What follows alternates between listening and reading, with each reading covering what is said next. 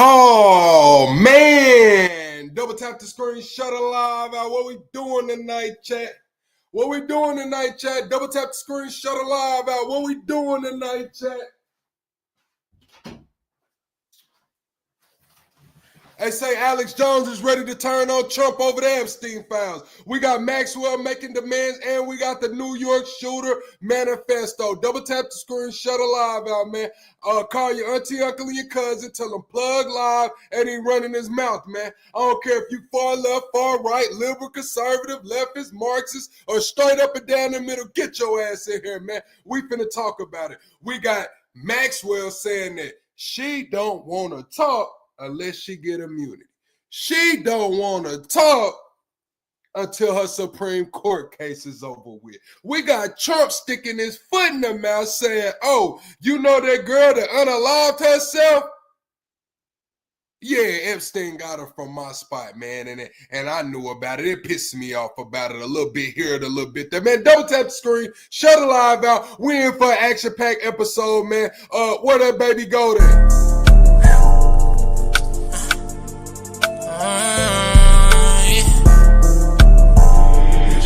Go.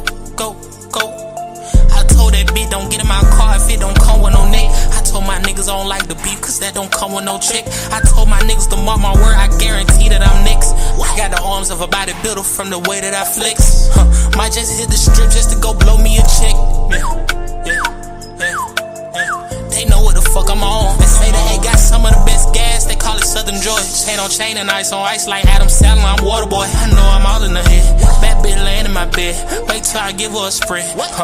I'm a master with the head. Don't let these social fool you, these niggas broke. I know that they ain't bought it. Ain't got no car but talking shit. Okay, then little walkie talkie. I told that bitch to come home. I ain't got time for no bitch that's healing. Puff the blunt, she called me daddy. And I'm screaming out no D. I'ma make sure that she come. I'ma fuck her good with my tongue. I know the night is still young. So baby, let's get it in. I know just how she like it. Tonight she spicy, she added a friend. They ain't identical, but they fuck alike. So in the bed, I call them twin. I call them twin.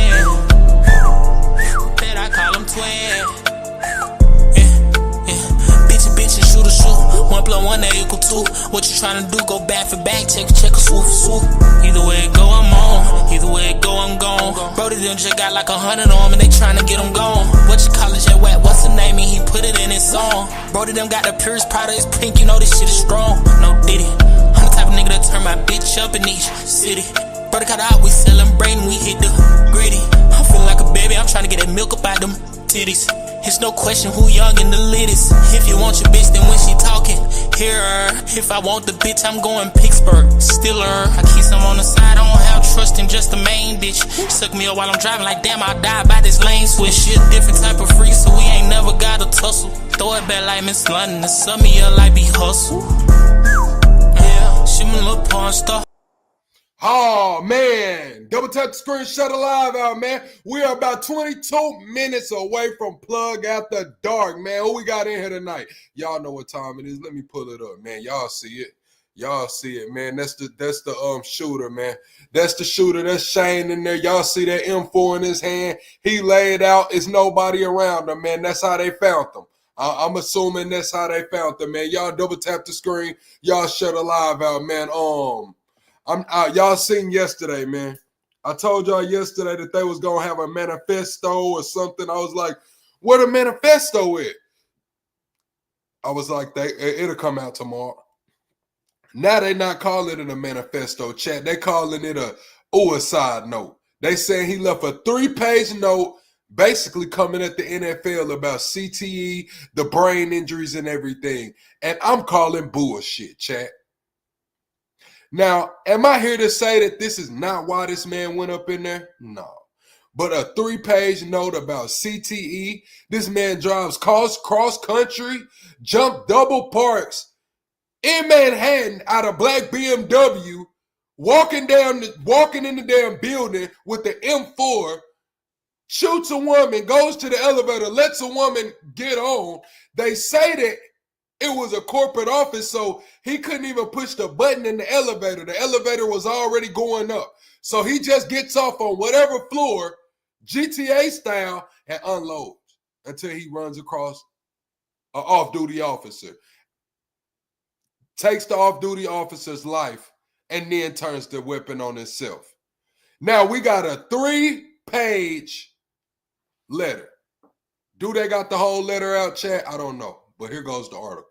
It says, a 3-page note was found in the wallet of the shooting suspect who opened fire in a Midtown Manhattan office building, unaliving 4 people, including an NYPD officer and himself a day ago. Officials familiar with the investigation said overnight the document may have insight into a potential motive for the attack.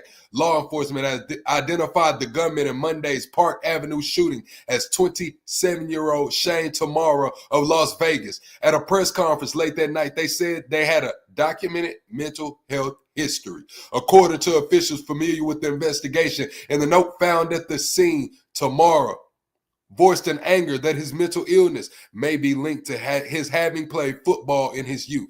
The Park Avenue address he targeted is home to the NFL's corporate offices, among others. Investigators are looking into that as a possible motive. Specifically, the Park Avenue shooting suspect note wonders about CTE being a possible cause of his mental illness. CTE, or chronic traumatic encephalopathy, is a progressive neurodegenerative disease found in individuals with a severe history of repetitive head trauma. Symptoms include cognitive impairment and mood, personality and behavioral changes, as well as movement disorders. It can only be diagnosed in an autopsy. CTE study my brain, please. I'm sorry, one quote said. The note also referenced former Pittsburgh Steelers lineman Terry Long, who died in 2005 by suicide. The football-related brain injuries were listed as contributing factors to his death, according to a revised death certificate from Allegheny County coroner. The note warned against going against the NFL, claiming it will squash you. Another line accuses the NFL of concealing the dangers to our brains to maximize profits. They failed us. Tamara played high school football in Los Angeles, but did not play professionally. Former coach Walter Roby said Tamara was a talented running back and a great player who was real elusive and real agile. Investigators searching Tamara's home in Las Vegas found a second note, similar in tone to the suicide note found in the New York City. According to the 2 senior law enforcement officials briefed in the matter, in an interview, MSNBC's Morning Joe Mayor Eric Adams was asked about the possible link between the note and whether he wanted to target the NFL offices. Adams said Tamara was trying to target the headquarters of the NFL, but entered the wrong set of elevator banks. He talked about CTE. He was not an NFL player. We have reason to believe that he was focused on the NFL agency that was located in the building. We're going to continue to investigate with our federal partners to ensure that we can find the reason. Adams responded, adding that the NYPD found an additional weapon in the car that was parked outside. CTE can only be diagnosed through autopsy. The medical examiner's office said Tuesday it will conduct an autopsy and brain exam on tomorrow as is protocol, and said it will share the cause of death, will share the cause and manner of death later. Y'all double tap the screen, shut a live out. Press 1 if you think this man has CTE. Press 2 if you do not think this man has CTE. 1 if you think this man has CTE. 2 if you did not think this man has CTE, man. Double tap the screen, shut a live out. The article goes on to say NFL Commissioner Roger Goodell addressed the shooting in a note to employees on late Monday. He noted an NFL employee was seriously injured in the attack and was last said to be hospitalized in stable condition. Calling the shooting an unspeakable act of violence, Goodell said there would be an increased security presence at the building in the days and weeks to come. Grief counselors on hand, he said, and urged all employees to take advantage of the resources available to them. 3 victims have been publicly identified: an NYPD officer who was killed as he worked as a paid detail at the building on his day off, an executive with Blackstone Real Estate and a lobby security guard. Y'all double tap the screen and shut a live out on the backup channel. We are live on Pluxation. If you want to see the pictures that I'm seeing, head over to the main channel. Double tap the screen and shut a live out. Press 1 if my audio is good, chat. Press 1 if my audio is good, chat. It says, the investment firm Blackstone confirmed Tuesday that one of its executive employees had been killed. We are heartbroken to share that our colleagues, Wesley LePanther, was among those who lost their lives in the tragic incident at 345 Park Avenue, the company said in a statement. Words cannot express the devastation we feel. Wesley was a beloved member of the Blackstone family and will be sorely missed. She was brilliant, passionate, warm, generous, and deeply respected within our firm and beyond, it continued. She embodied the best of Blackstone. Our prayers are with her husband, children, and family. We are also saddened by the loss of other innocent victims as well, including the brave security personnel and NYPD. The officer who was killed was Deidre Islam, 36, an immigrant from Bangladesh who has served as a police officer in New York City for just over 3 years. The commissioner, Jessica Titch, said at a news conference, Islam leaves behind 2 young boys. His wife is pregnant with their 3rd child, Titch said. He was doing the job that we asked him to do. He put himself in harm's way. He made the ultimate sacrifice, Titch said. He died as he lived, a hero. 4 other people got minor injuries attempting to flee the scene. Surveillance video showed a man exit a double-parked BMW while carrying an M4 rifle before walking toward the building. Tish said he immediately opened fire on the New York Police Department officer as he entered the building and shot a woman who tried to take cover and then began spraying the lobby with gunfire. The man then made his way to the elevator bank and shot a security guard who was taking cover behind the security desk and shot another man in the lobby, the commissioner said. The man took the elevator to the 33rd floor to the real estate management company and shot and killed 1 person on the floor. The man walked down the hallway and shot himself, the commissioner said. Officers found a rifle case, a revolver, magazines, and munition in his car, Tench said. She said an initial investigation shows his vehicle traveled across the country through Colorado on July 26, then Nebraska and Iowa on July 27, and arrived in Columbia, New Jersey as recently as 4:24 p.m. on Monday. He drove into New York City shortly thereafter, she said.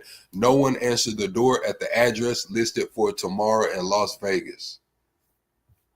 It's crazy, chat. It's crazy, chat. Double tap the screen, shut it live out. That's crazy, chat.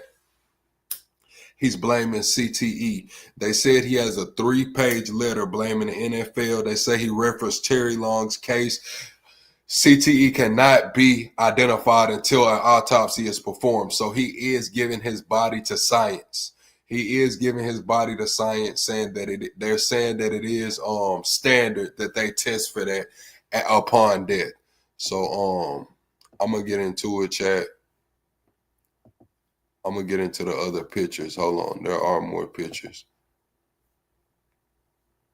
There are more pictures. It's crazy, chat. Y'all want to see the pictures of his house? They got pictures of his house. Hold on, here goes everything. Let me share the screen, chat. Let me share the screen. These are the pictures of his house right here. Y'all join my Discord if y'all want to get this exclusive content right here. This is pictures of his house right here. The residents of Shane Tamar, identified as the gunman in the fatal shooting at the Manhattan building in the New York City, who was killed by self-inflicted gunshot wound. That's the house that they went in there and searched and found the second letter. That's the house that they went in there and searched and found the second letter. This is also the scene. I guess that's them arriving at the house right there. Yeah, y'all join the Discord for the exclusive content. Y'all join the Discord for the exclusive content. I guess those are people that was injured as well. I guess those are the people that was injured as well. So, yeah, chat, we gonna let me get out of the Discord right quick and let me get to let me get back to the picture. But yeah, that's how they found them right there. That's how they found them right there, man. Sad situation, sad story, man. Prayers for all the families. I do got an article we can play. Hold on. Y'all double tap the screen and shut a live out, man. Shit is crazy, man. This crazy, man. Said they failed us, man. Shit is crazy. I want to ask y'all, chat, do y'all think it is the CTE? Or do y'all think it's the CTE really did it? Do y'all think they're going to find CTE in his body? Press 1 if y'all think they're going to study his brain and find out he actually has CTE. Press 2 if you do not think they will find out that he has CTE. 1 if you think they are going to find CTE in this guy's body. 2 if you do not, man. Holy, this shit is crazy, man.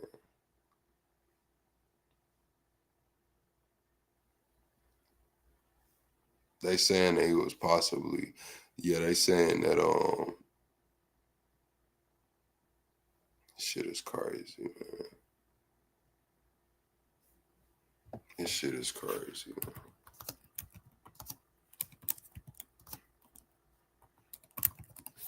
Oh my God.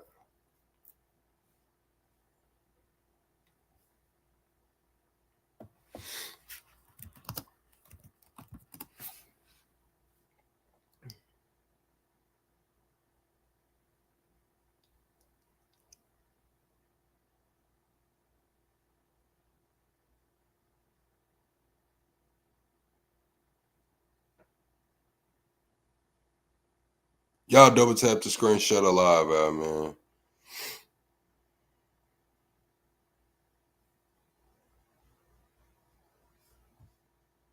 Man, I'm trying to find the damn clip, chat.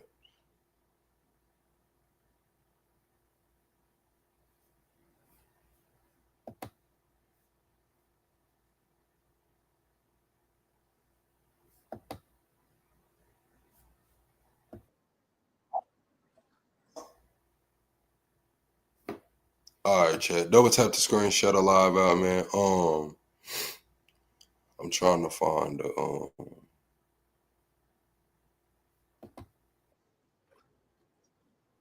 right, fuck it. We'll just play this one.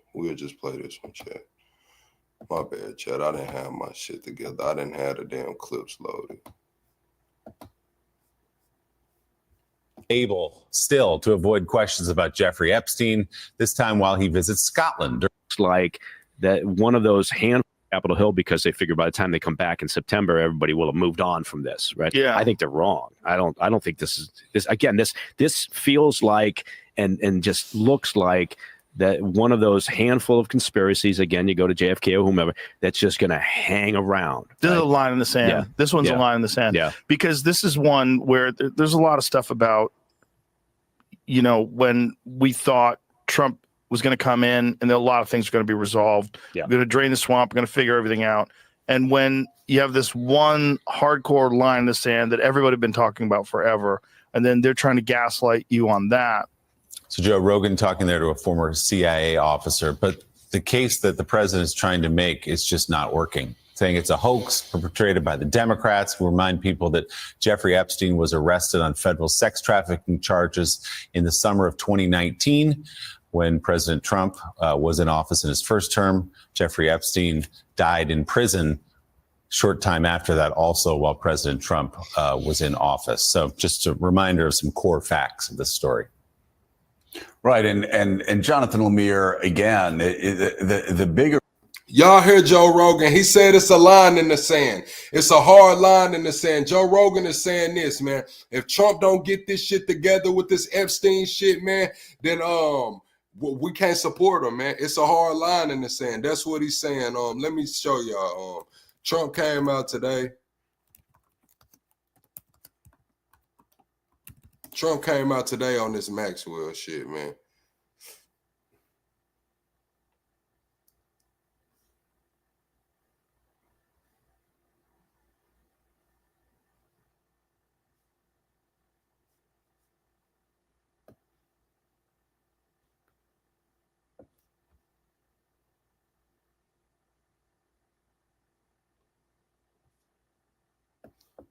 Hold on.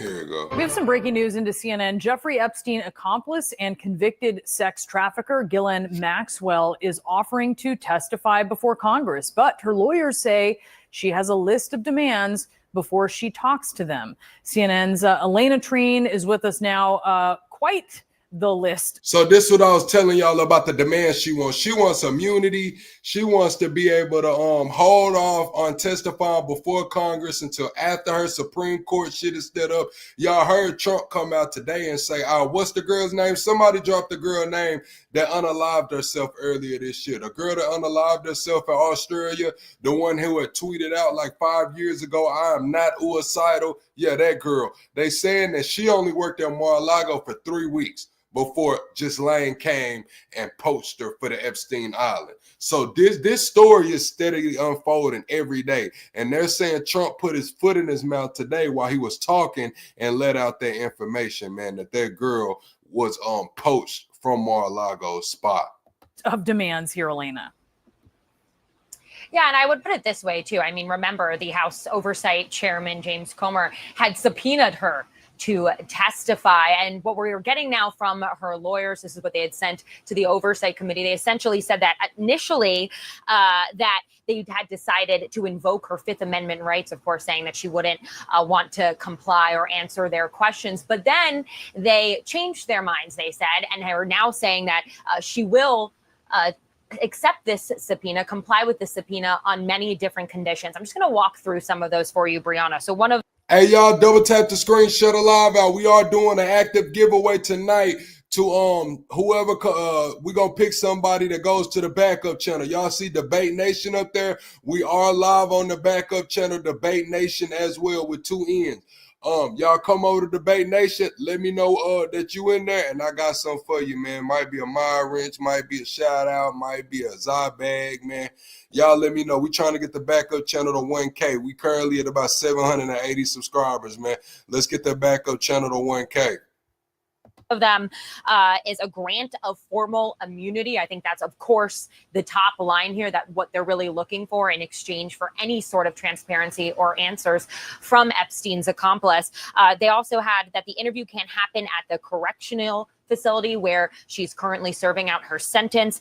They went on to say that to prepare adequately for any congressional deposition and to ensure the accuracy and fairness, they would require the committee's questions in advance. Again, something that the committee does not normally, if ever, do. And then it went on to say that the interview should only be scheduled after the resolution of her case pending before the Supreme Court, where she's asking for her conviction to be overturned. Now, we did already get a response from the Oversight Committee here in the House, a spokeswoman person for them saying that the Oversight Committee will respond to Ms. Maxwell's attorney soon, but it will not consider granting congressional immunity for her testimony. Brianna, we've now heard this a lot from many different Republicans on Capitol Hill, but also Democrats as well, that they do not want to consider immunity in order to get answers from Ghislaine Maxwell. And so it's still very much unclear where this would go from here. What was also interesting, though, in this letter from Maxwell's attorneys to the House Oversight Committee, they also said that the demands could not be met. She would have no choice but to invoke her Fifth Amendment right. But then You said, is it true that black people taste like chocolate? Hey, man, I done been told I taste like a couple things out here, man. I've been told I taste like a couple things, man. They said, kind of ending it with an appeal to President Donald Trump for clemency. They said that if Ms. Maxwell were to receive clemency, she would be willing and eager to testify openly and honestly in public. All to say, look, there's been a lot of attention, of course, on what Ghislaine Maxwell knows as this Epstein case continues to receive so much attention. We know that the Deputy Attorney General, Todd Blanche, interviewed her over 2 days last week. We still have gotten no insight into what exactly the Justice Department might have gleaned from those interviews. But it's very key or clear that she is key to hopefully getting some more answers here. But a lot of people nervous about what it actually means to try and make any sort of deal or give any sort of concessions in order for her testimony, Brianna. So I'm going to ask the chat, press 1 if you think Maxwell should get immunity for her testimony. Press 2 if you do not think Maxwell should get immunity for her testimony. I'm finna open the call lines up, chat. I'm about to open the call lines up. I was gonna wait a little minute, man, but we're gonna open the call lines up. Let's go on and open the call lines up, man. Okay. Allow. Okay. All right, we got the call lines open, chat. The call lines are now open. Let me get the link. Let me drop the number. 8.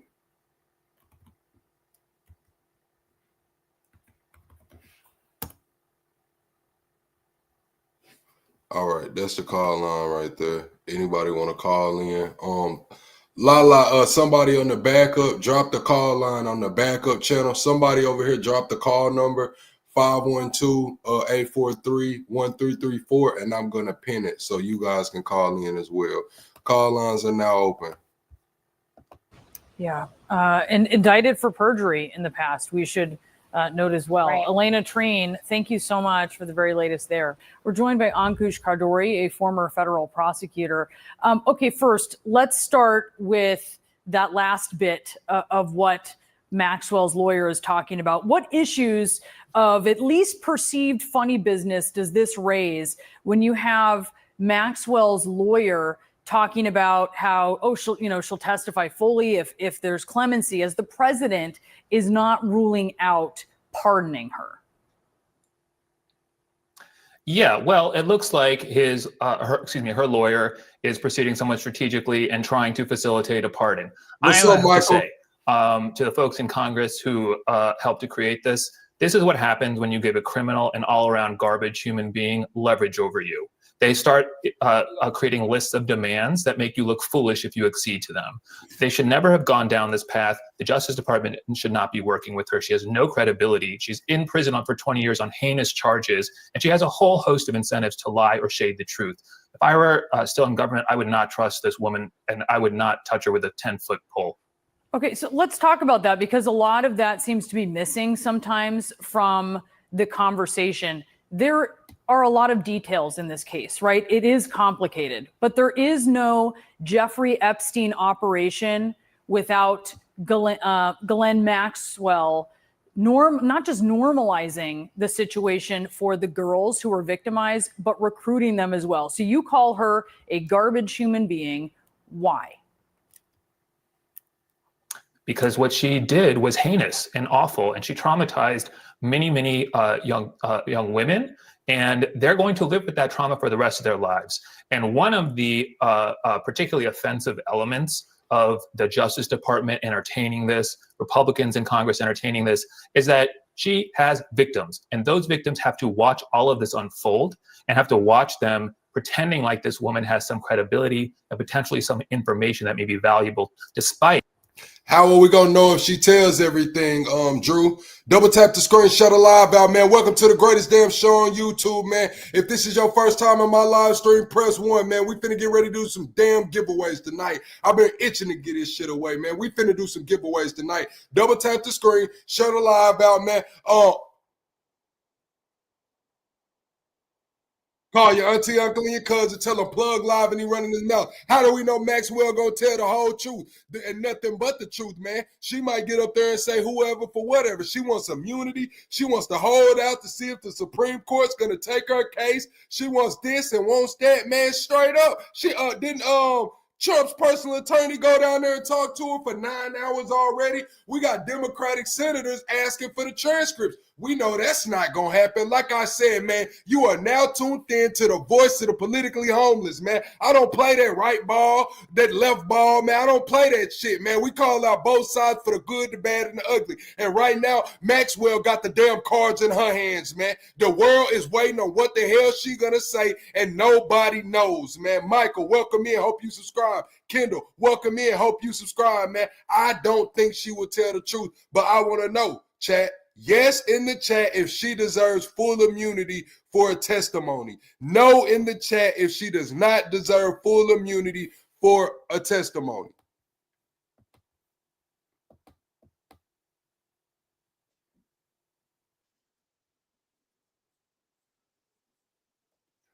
Yeah, we need to get the likes up, and we are 22 subscribers from the next sub goal. Double tap the screen, shut her live out. 22 subs away from the next sub goal.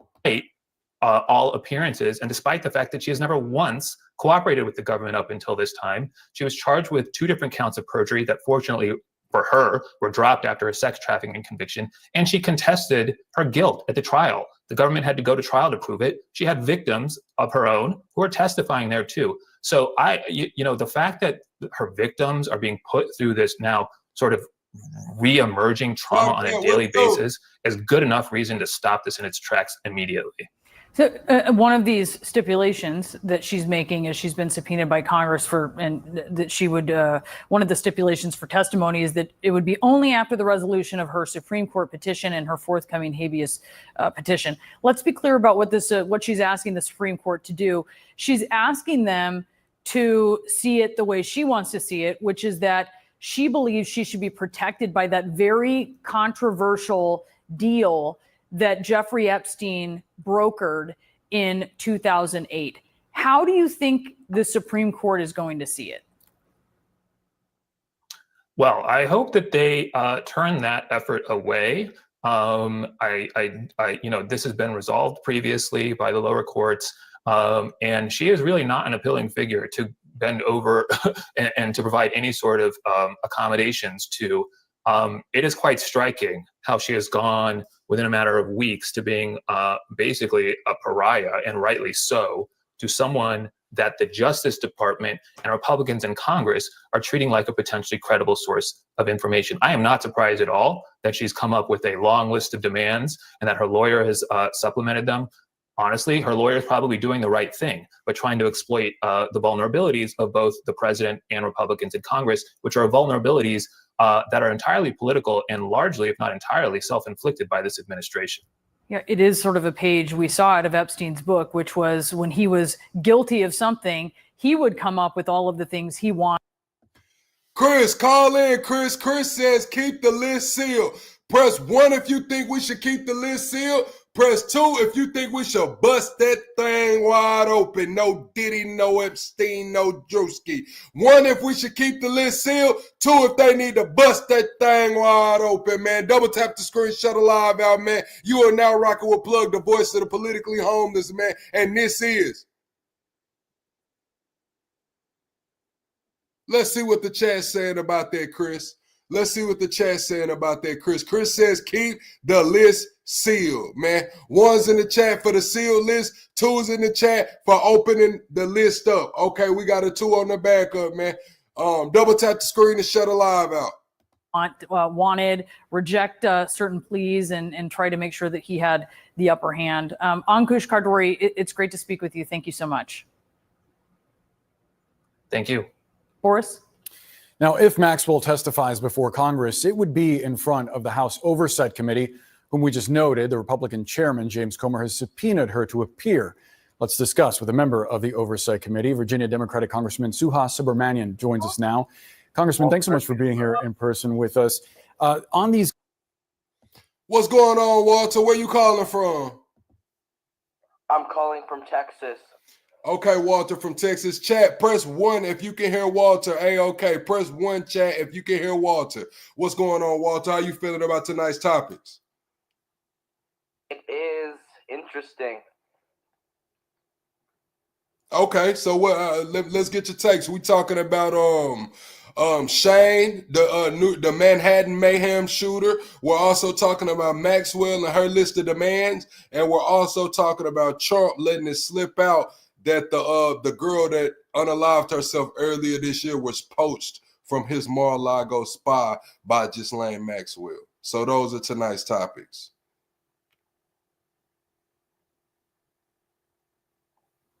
I'm pregnant. Okay. How did you get pregnant? Dad fucked me. Okay, so you said that your dad done something to you. You need to call 911. I'm sorry, man. I'm sorry that happened to him, chat. I'm sorry that happened to him, chat. We're gonna put the call lines back open. Top Cat, what's up, Top Cat? Yeah. Dude on there, he talking about he's pregnant and this and that, man. Hey, man, whatever floats your boat and makes you sleep well at night, buddy, old pal. But the call lines is open, man. Yeah, that was crazy, Marvin. I don't know what's wrong with these people, man. You know, it's a lot of chemical imbalances. Hopefully RFK gets this shit together, man, with the food, man. Hopefully RFK gets this food and shit together. So these conditions, formal immunity, getting the questions ahead of time, would you agree to those conditions? And also, given what she knows, what she might reveal, do you think other lawmakers should agree as well? Well, first, I want to hear what she has to say. With that said, I'm not here to do her any favors. In my mind, she is still a sexual predator who aided and abetted the rape of underage women. And what she did was heinous. And I agree with what was said before that really we need to make sure that justice is served for the victims. I think that it's important that she testify regardless, but I'm not here to do her any favors. What do you make of the concern that we just heard from a former federal prosecutor that forcing her to testify, that subpoenaing her gives her leverage to now make these demands and sort of gives her an upper hand? You wouldn't agree with that? I don't agree it gives her an upper hand. Obviously, she's always going to make demands, but in the end, we're not here to bail her out. I'm certainly not. And so what I want to see, though, is her answer questions and answer questions truthfully. My problem, though, and something I do agree with, is that she's not a very truthful person, right? She's committed perjury multiple times, but I still want to hear what she has to say. What would you ask her? I want to ask her, how is the president involved? Are there these files that exist? What was the president's relationship? Was the president involved in any of these rings, these trafficking rings?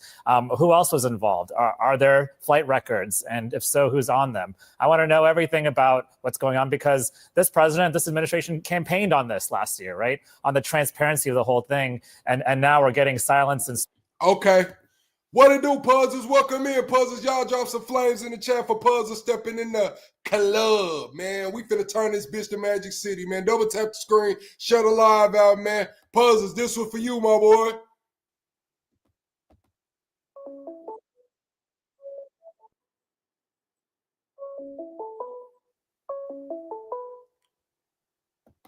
Call from Longcock.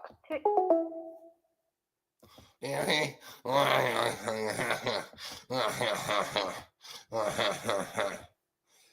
stand these motherfuckers, man. Double tap the screen, shut a live out, man. I'm gonna ask y'all this on a scale of 1 through 10. Rate this administration's handling of the Epstein files. On a scale of 1 through 10, rate this administration's handling of the Epstein files. Let's go, man. 1 through 10. 1 through 10. Stonewalling from them. I also am concerned that the president's lawyers went down and talked to her for hours and may have coached her, and that she clearly wants a pardon. That's our only get out of jail free card right now. And so I do feel like there's concerns there. So your view is that there may be some kind of backroom deal. I mean, you described Emil Bove as, or rather another of the president's attorneys, as his current attorney. I mean, he's now an official with the. Hey, George, you didn't even try to change your damn voice. Like, y'all don't even know how to prank call, bro. Like, that's what be crazy. Y'all ass don't even do it right. You know what I'm saying? Like, George with the same damn voice, bro. Like, George, no, you're not allowed at the club. You're not invited to the barbecue, George. Nobody likes you over here. The Department of Justice. But your view is that there's some kind of backroom deal there that they're coaching Ghislaine Maxwell? Yeah, these are lawyers who are loyal to the president. These are some of the lawyers' personal lawyers. And the fact is that he's putting people at DOJ and FBI right now who are loyal to him, right? That's the whole point. That's what's going on all across the administration, firing qualified people, putting in loyal people. And I have deep concerns that they're basically coaching Ghislaine Maxwell to say what she needs to say in order to get a pardon and absolve the president completely. And she's not above lying, as we know. They say she not above lying, man. We finna get into Caroline, man. The American people may never know, like really know, what was said. I think Caroline. Oh, she ain't talked today? Damn, I thought I seen Caroline talk today.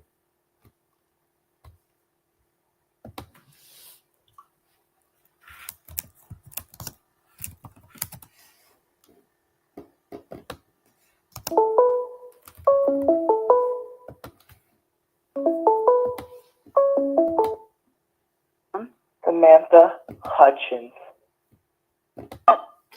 Bro, this the same people. Samantha Hutchins, where you calling from?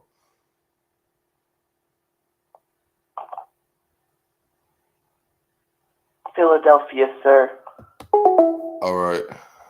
Appreciate you for letting us know that you in Philadelphia. You got from Philadelphia to Texas pretty fucking quick. I'm not gonna lie, man. Whoever you are flying, you should get them a damn shout out, man. Whoever you are flying.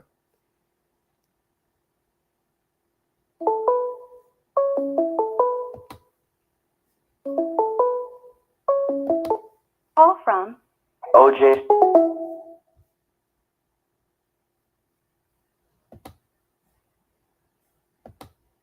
Don't worry about it. We just gonna turn the call lines off for right now.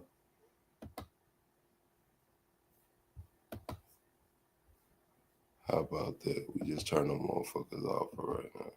To come to some sort of longer term solution, or at least you could make the case that you're rewarding people, that you're rewarding Hamas if you do that, and I don't think they should be rewarded. So I'm not in that camp, to be honest. We'll let you know where. Where the fuck is it? Hell no.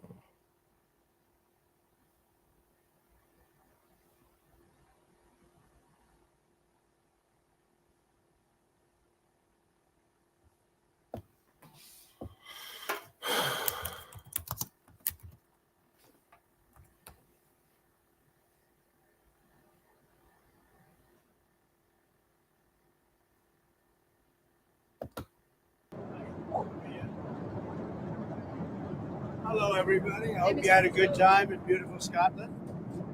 Did a lot of work with the European Union, and yesterday I spent pretty much a whole day with the Prime Minister of UK, and we had a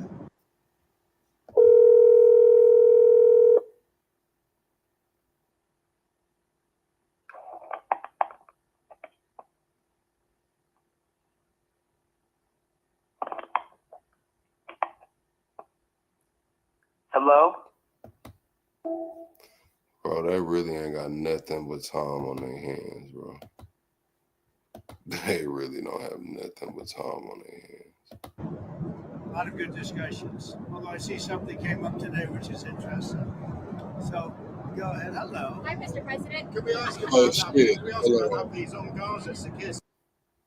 Deplorable, you trying to call in, Deplorable?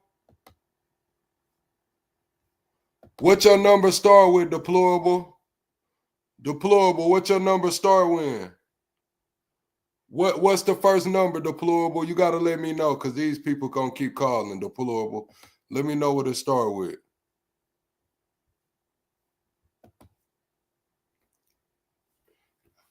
I'll call you back, Deplorable, right now. You gotta let me know what it start with.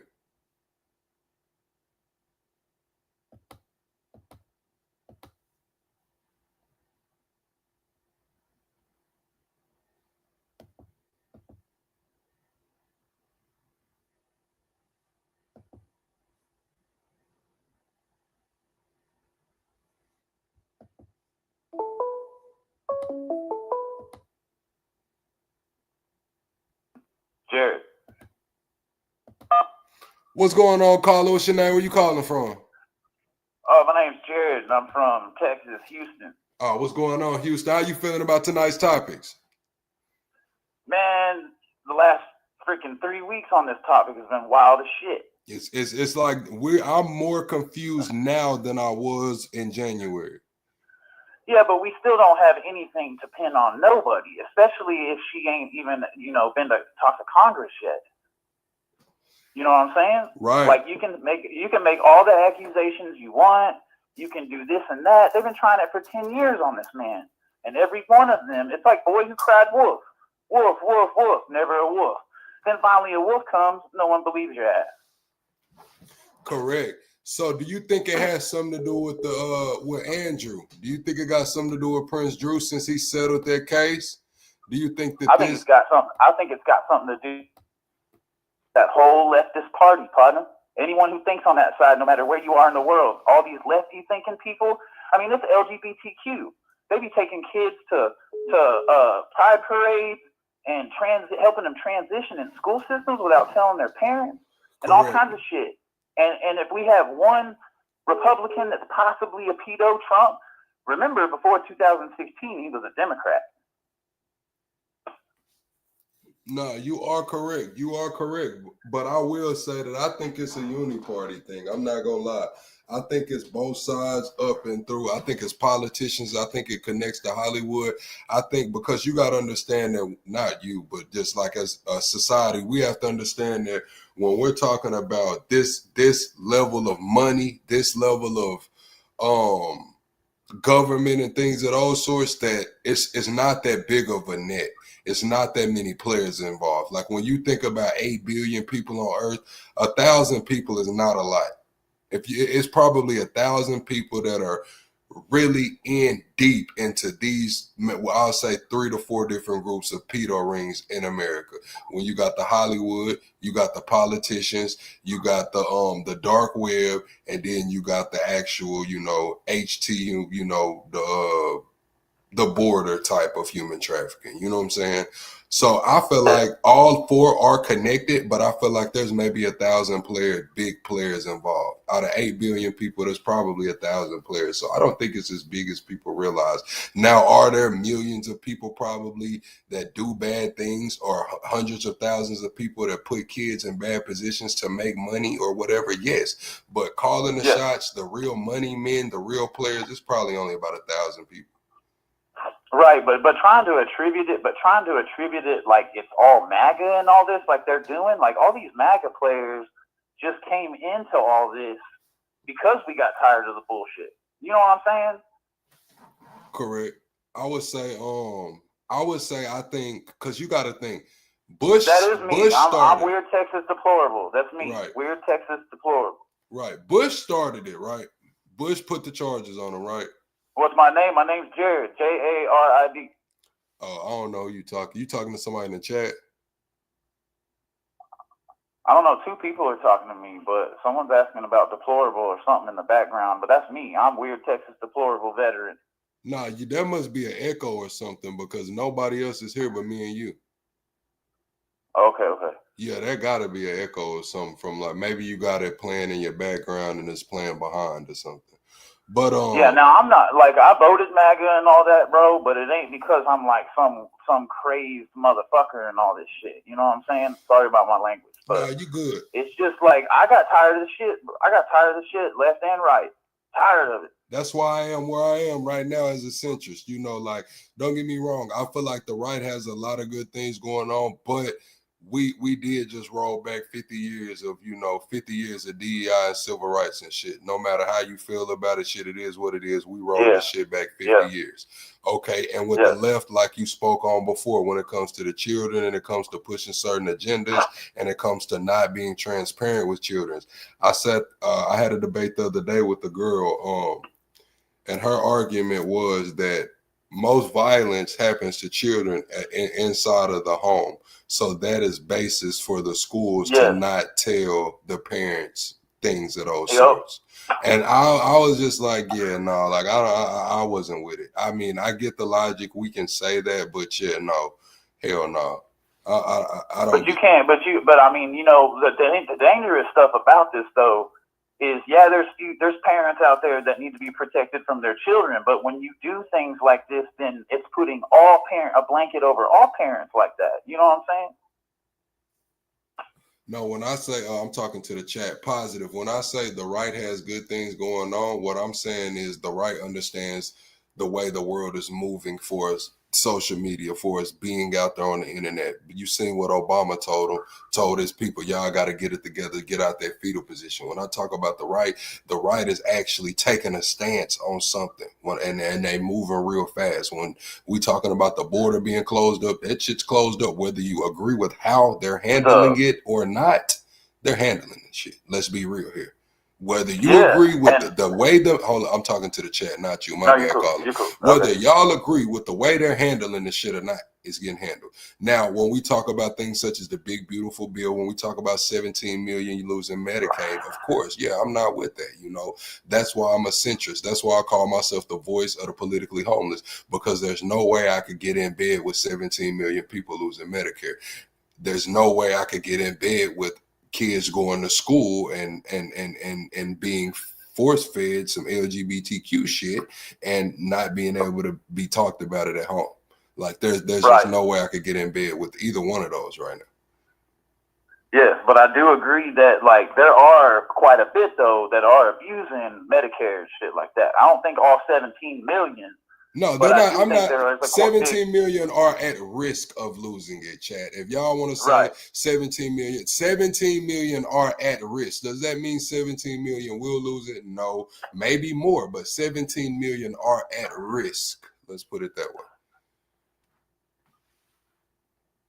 Go ahead though, caller. How are you feeling about let's go to the NYC shooter. How are you feeling about the NFL? They're saying CTE, NFL, he did all of this. GTA, stunner shaded the fuck out, walked into the supposedly he was supposed to be drafted in 2014, but he had mental illnesses and shit after high school, and so he finally got the balls to go in there and get revenge or something. That's what I'm kind of.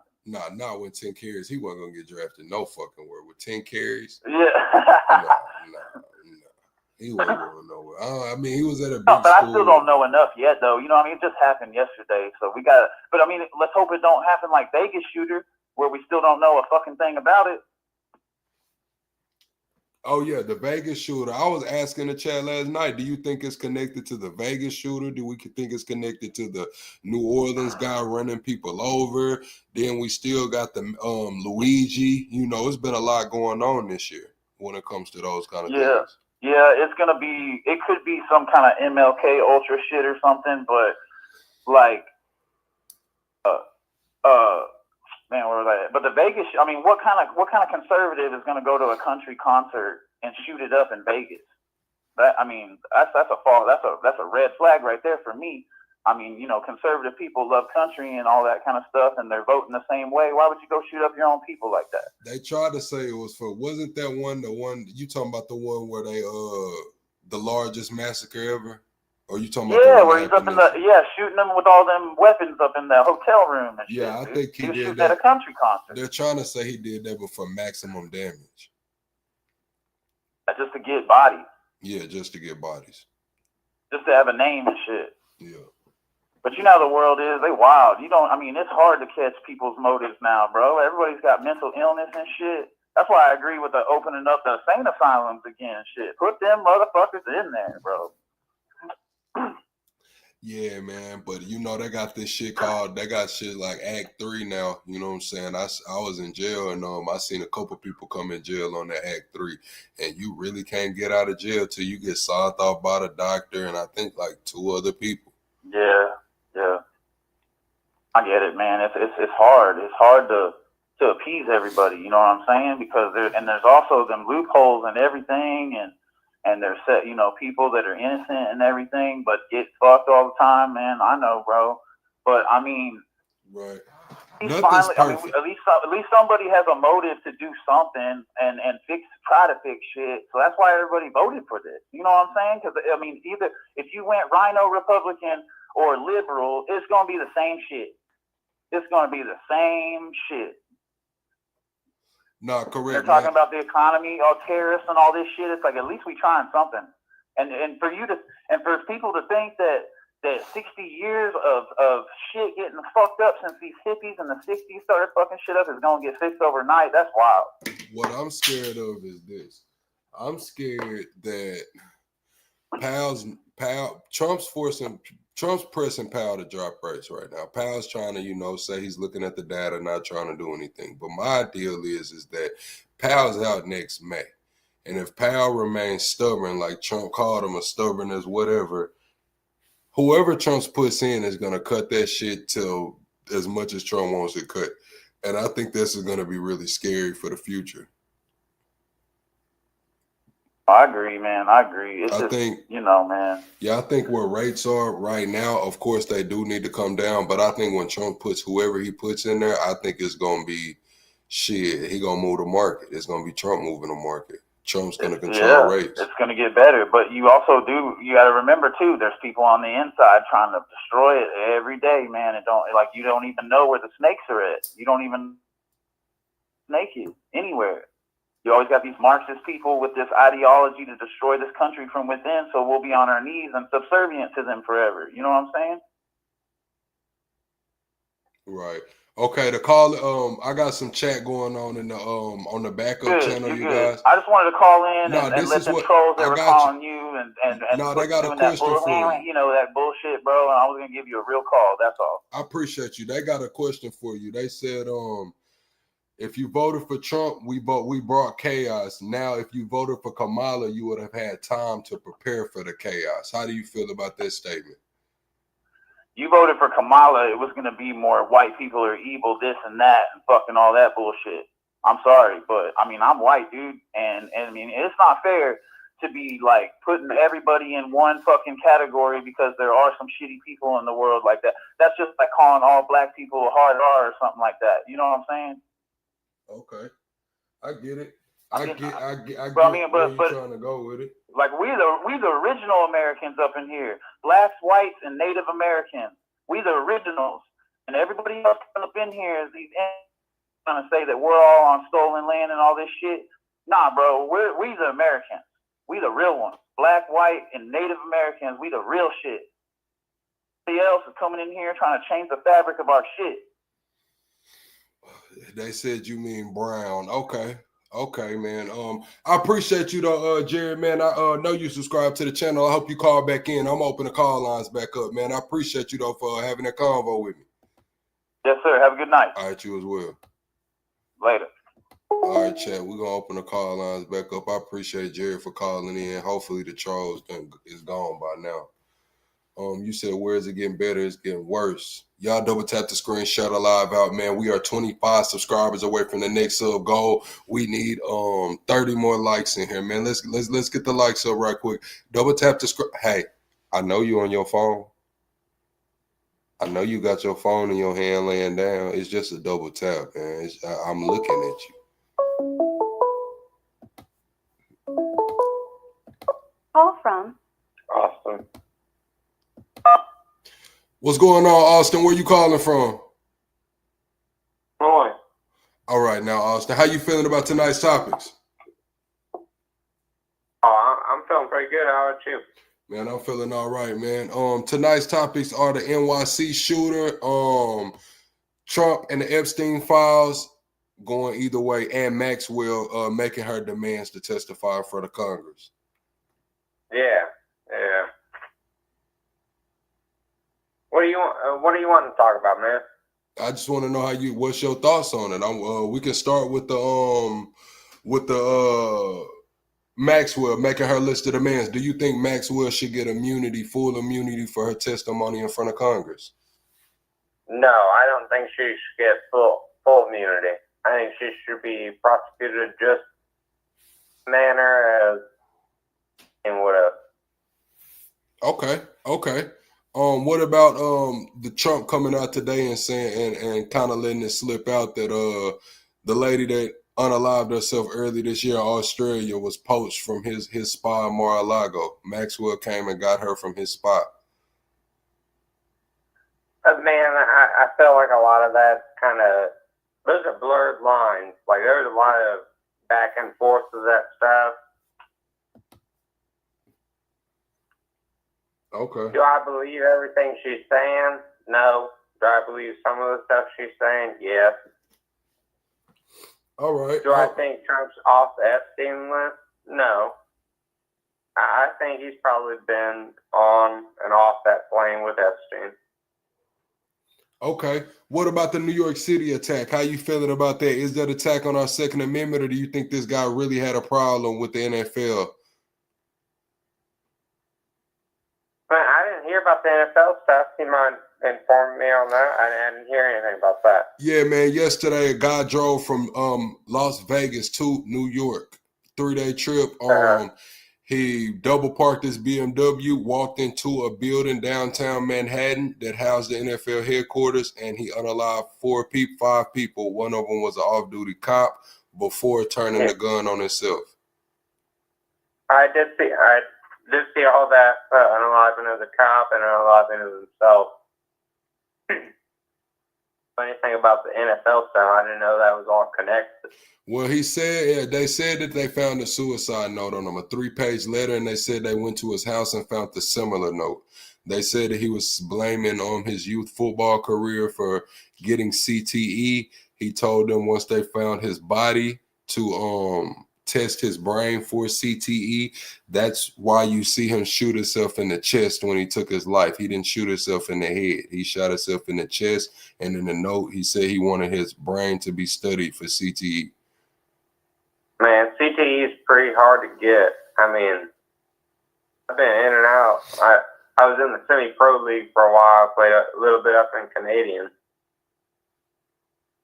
Okay. CTE is pretty hard to get. I'm a pro fighter right now. Okay, what do you pro fight? I do mixed martial arts. I train everything from kickboxing, Muay Thai to jiu-jitsu. All right, man. Well, while we got you up here, man, you can plug yourself if you want to, man. You got a next fight coming up. You got some trainings or something, man. We do the promotion over here if you want to, show people where they can find you at. Hey, I'm gonna plug my cousin real quick. My cousin's still on the come up. Go ahead. Tristan Overbig.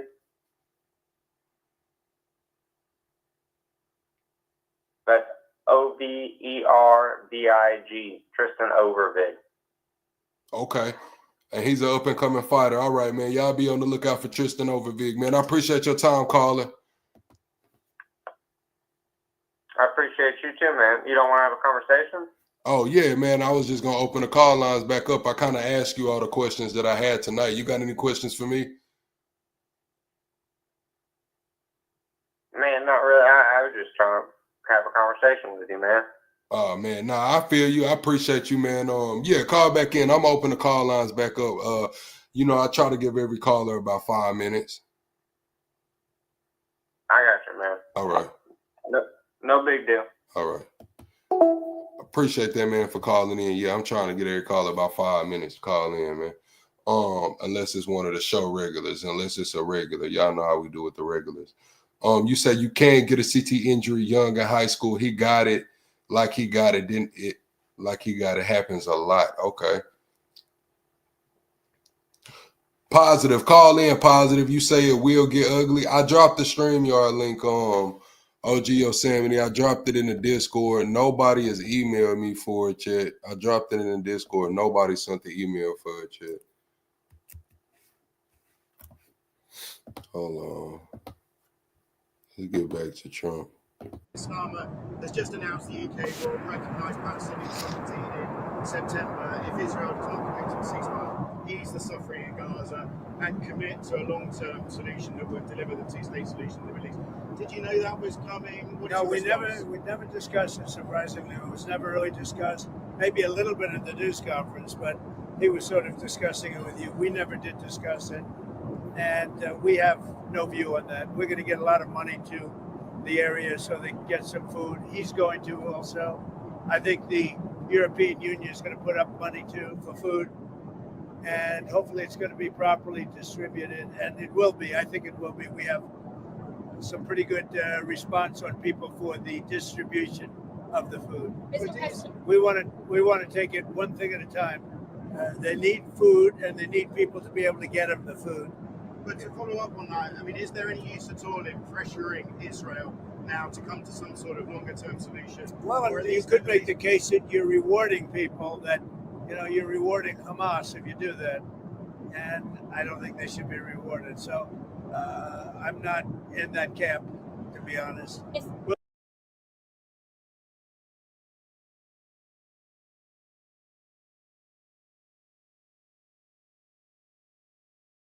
President, you said yesterday you're falling out with Jeffrey Epstein was over him taking some of the workers from your business. But your administration in the past said that you threw him out because he was a creep. So can you explain that discrepancy? Well, maybe they're the same thing, sort of a little bit of the same thing. But no, he took people that worked for me, and I told him don't do it anymore, and he did it. And I said, stay the hell out of here. Epstein has a certain reputation, obviously. Just curious, were some of the workers that were taken from you, were some of them young women? Were some of them young women? Well, I don't want to say, but everyone knows the people that were taken. And it was the concept of taking people that work for me is bad. But that story's been pretty well out there. And the answer is yes, they were. Yes, they were young Yeah. women. What did they do? In the spa. Jobs in the spa. Yeah, it's people that work in the spa. I have a great spa, one of the best spas in the world at Mar-a-Lago. And people were taken out of the spa, hired by him. In other words, gone. And other people would come and complain, this guy is taking people from the spa. I didn't know that. And then when I heard about it, I told him, I said, listen, we don't want you taking our people, whether it was spa or not spa. I don't want him taking people. And he was fine. And then not too long after that, he did it again. And I said, out of here. Mr. President, did one of those stolen, persons, that include Virginia Jeffrey? I don't know. I think she worked at the spa. I think so. I think that was one of the people. Yeah. He stole her. And by the way, she had no complaints about us, as you know. None whatsoever.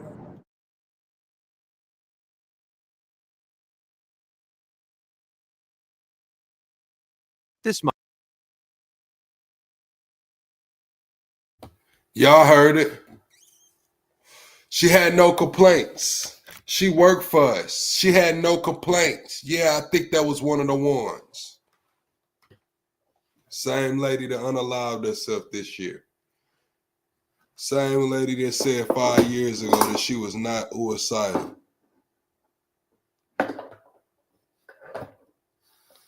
Had no complaints.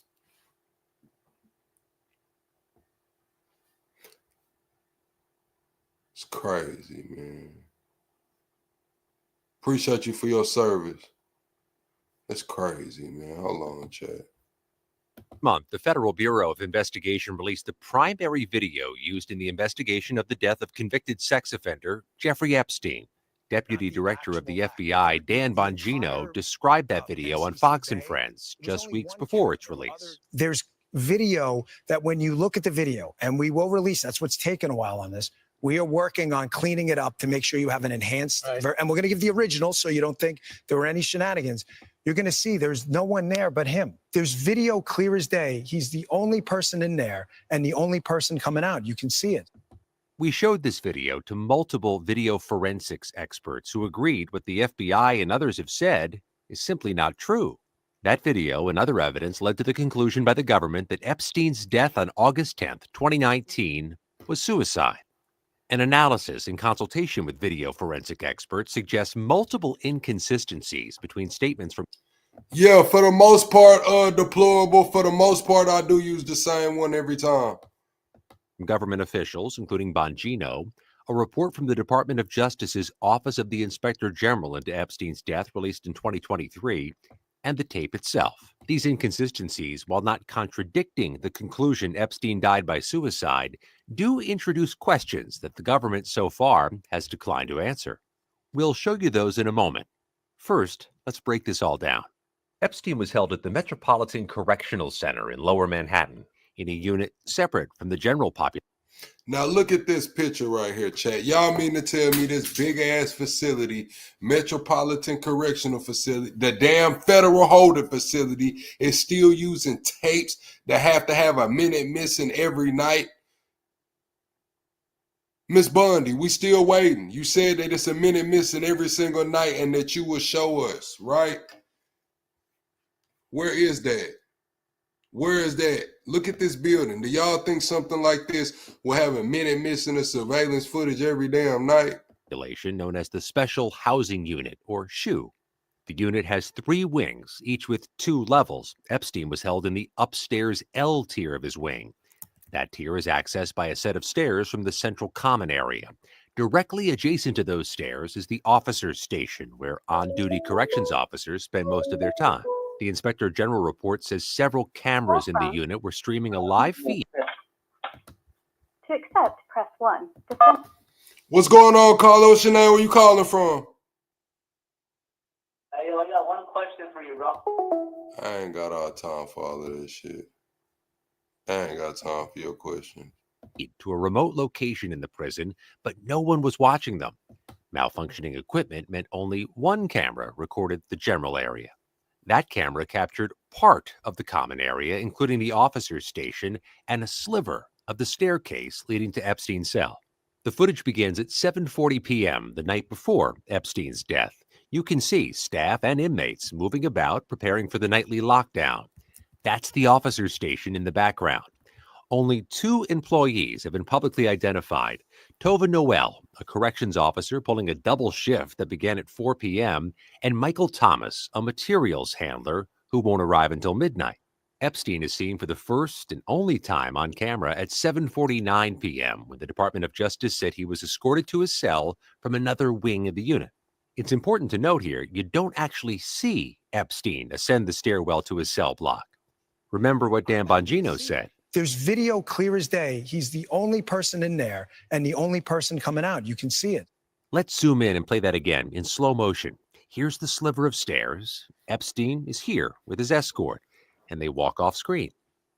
When the FBI released the video, they said anyone entering or attempting to enter the tier where Epstein's cell was located from the common area would have been captured by this footage. But with the primary entrance here, the pathway from the entrance to the stairs is completely out of view of the camera. For the next hour. You talking about, but I want to ask you a question though. See, you ain't got what we call this in the South, we call this shit Southern hospitality. You called in to my show, I answered the phone, I said, what's your name, caller? Where you calling from? You said, I want to ask you a question. This not what the fuck we doing over here.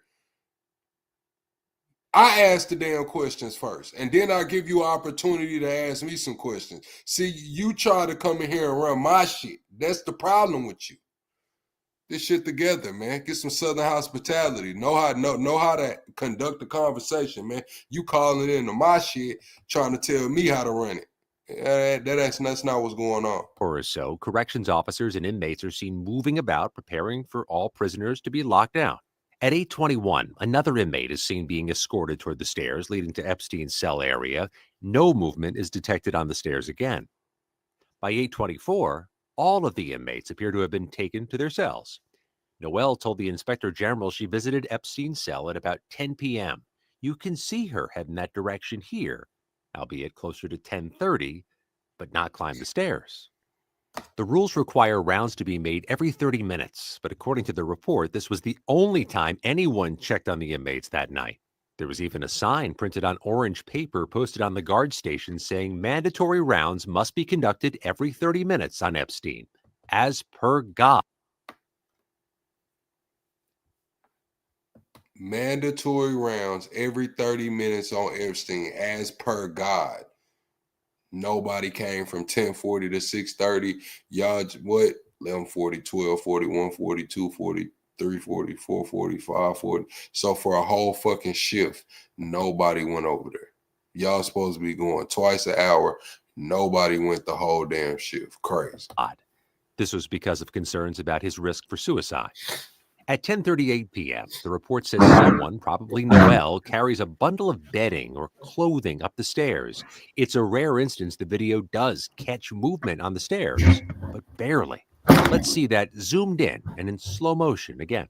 Several of the video forensic experts we spoke with were skeptical about the report's conclusion and thought that the video could be showing an inmate walking up the stairs. Authorities say this was the last time anyone approached his cell block until his body was discovered the next morning. Again, while the video does not contradict that, experts who viewed the video say the limited field of view makes it impossible to definitively conclude that no one used those stairs in that time period. Beyond this, there are other issues our investigation and others have uncovered. At 11:21 p.m. and 34 seconds, a cursor appears briefly on screen, indicating the video may have been recorded with a camera or a... Oh, hell no! Oh no, they got us, chat. They playing in our motherfucking face. Unedited footage with a damn computer cursor on it. Oh no, dog. That ain't how surveillance work, buddy, old pal. Oh, man. Didn't y'all say the video 4 times, put 2 clips together? Don't piss me off in this bitch. Excuse my language. Screen recording and was not an export of the raw file. The FBI said it had seized the prison's hard drive 5 days after his death and had released the full raw footage this month. 2 experts told CBS News the video's metadata, which tracks how a file is created and changed, shows it's made from 2 clips stitched together in editing software. Those experts also say the video was edited and saved multiple times. Next up, the now famous missing minute. At 11:57 and 35 seconds, an individual appears on screen from the direction of the main door. It's likely this is Michael Thomas arriving for his midnight shift and replacing the other staff member on duty who'd been working from 4 to midnight. Noel was starting a second shift of 8 hours. From that point on, only Noel and Thomas were on duty during the critical window when Epstein is believed to have died. At 11:58 and 58 seconds, the video jumps to midnight, and the aspect ratio of the video changes slightly, another indication it may have been edited.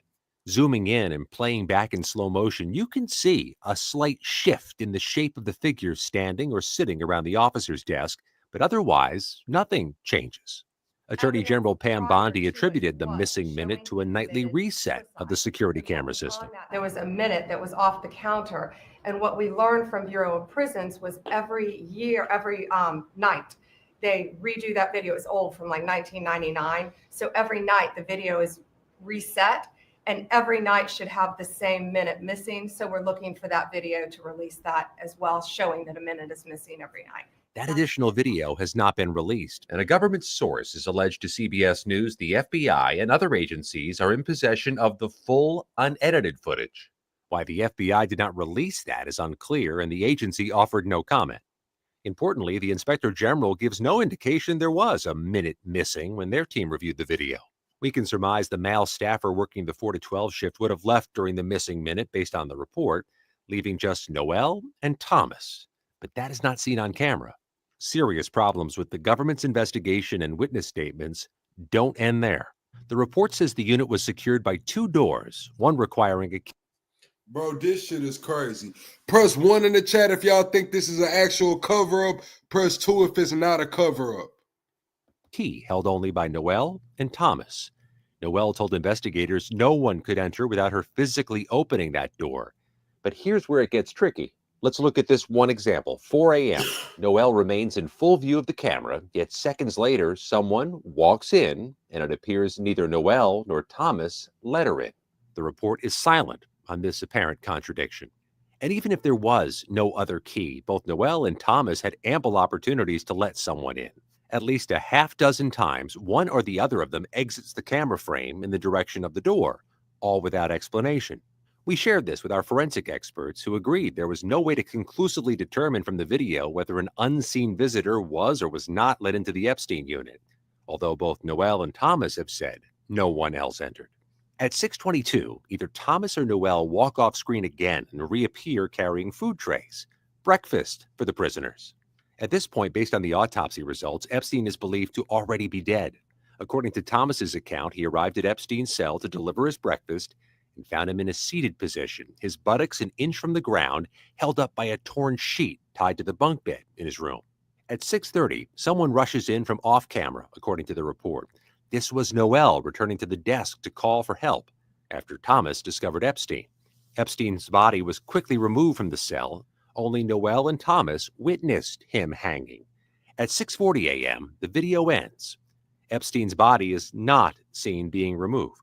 Both Thomas and Noel have said they played no role in Epstein's death. They were charged with falsifying documents, but those charges were dropped as part of a plea deal.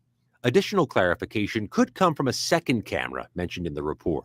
It recorded an elevator bank in the same unit, although the report stated that it did not cover areas that would have included access to Epstein's cell. It would at least show a missing minute. We reached out to the Department of Justice to see about obtaining that footage. They referred us to the FBI, who referred us back to the Department of Justice. Neither Thomas nor Noel responded to our inquiries through their legal representatives. For a case that demanded transparency, it's yet another muddled chapter, raising more questions than it answers.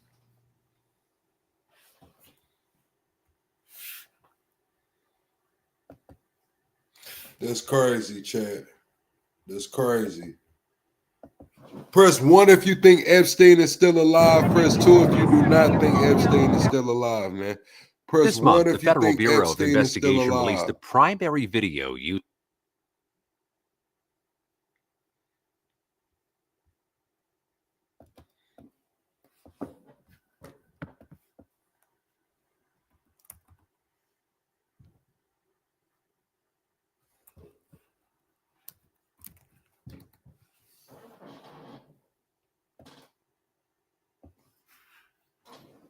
Damn, it's dark in here. I can't see chat.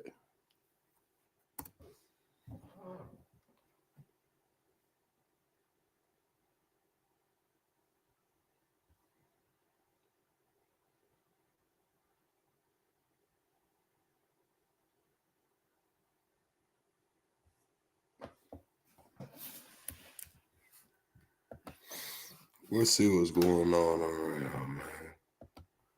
Can we guarantee that every grain of rice avoids Hamas? No, we can't. But the vast majority of the aid that we get in gets to civilians. It's not Hamas who've been closing the borders, it's the Israeli government. It's tragic. This is the same guy, maybe who's even on your show. What's up, Top Cat?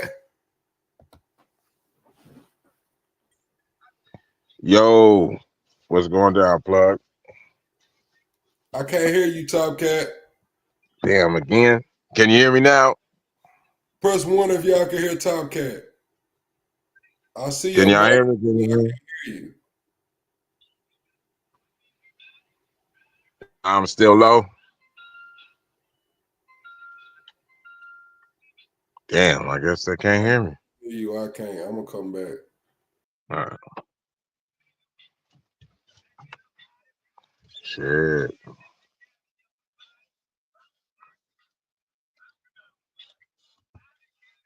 Let's see what's up. I don't know if anybody else can hear me, but there was some interesting stuff going on in that video. There you go. Can you hear me now?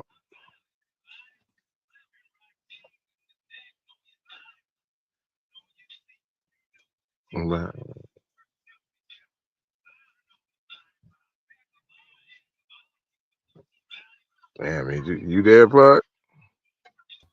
Yeah, I can hear you now. Okay, gravy. I was shit, man. I finally got up here. I was trying to catch a little bit more of that video. You know what I'm saying? Before I hopped up here and spoke on something that I might not have knew about. But there was some fishy stuff going on in that video.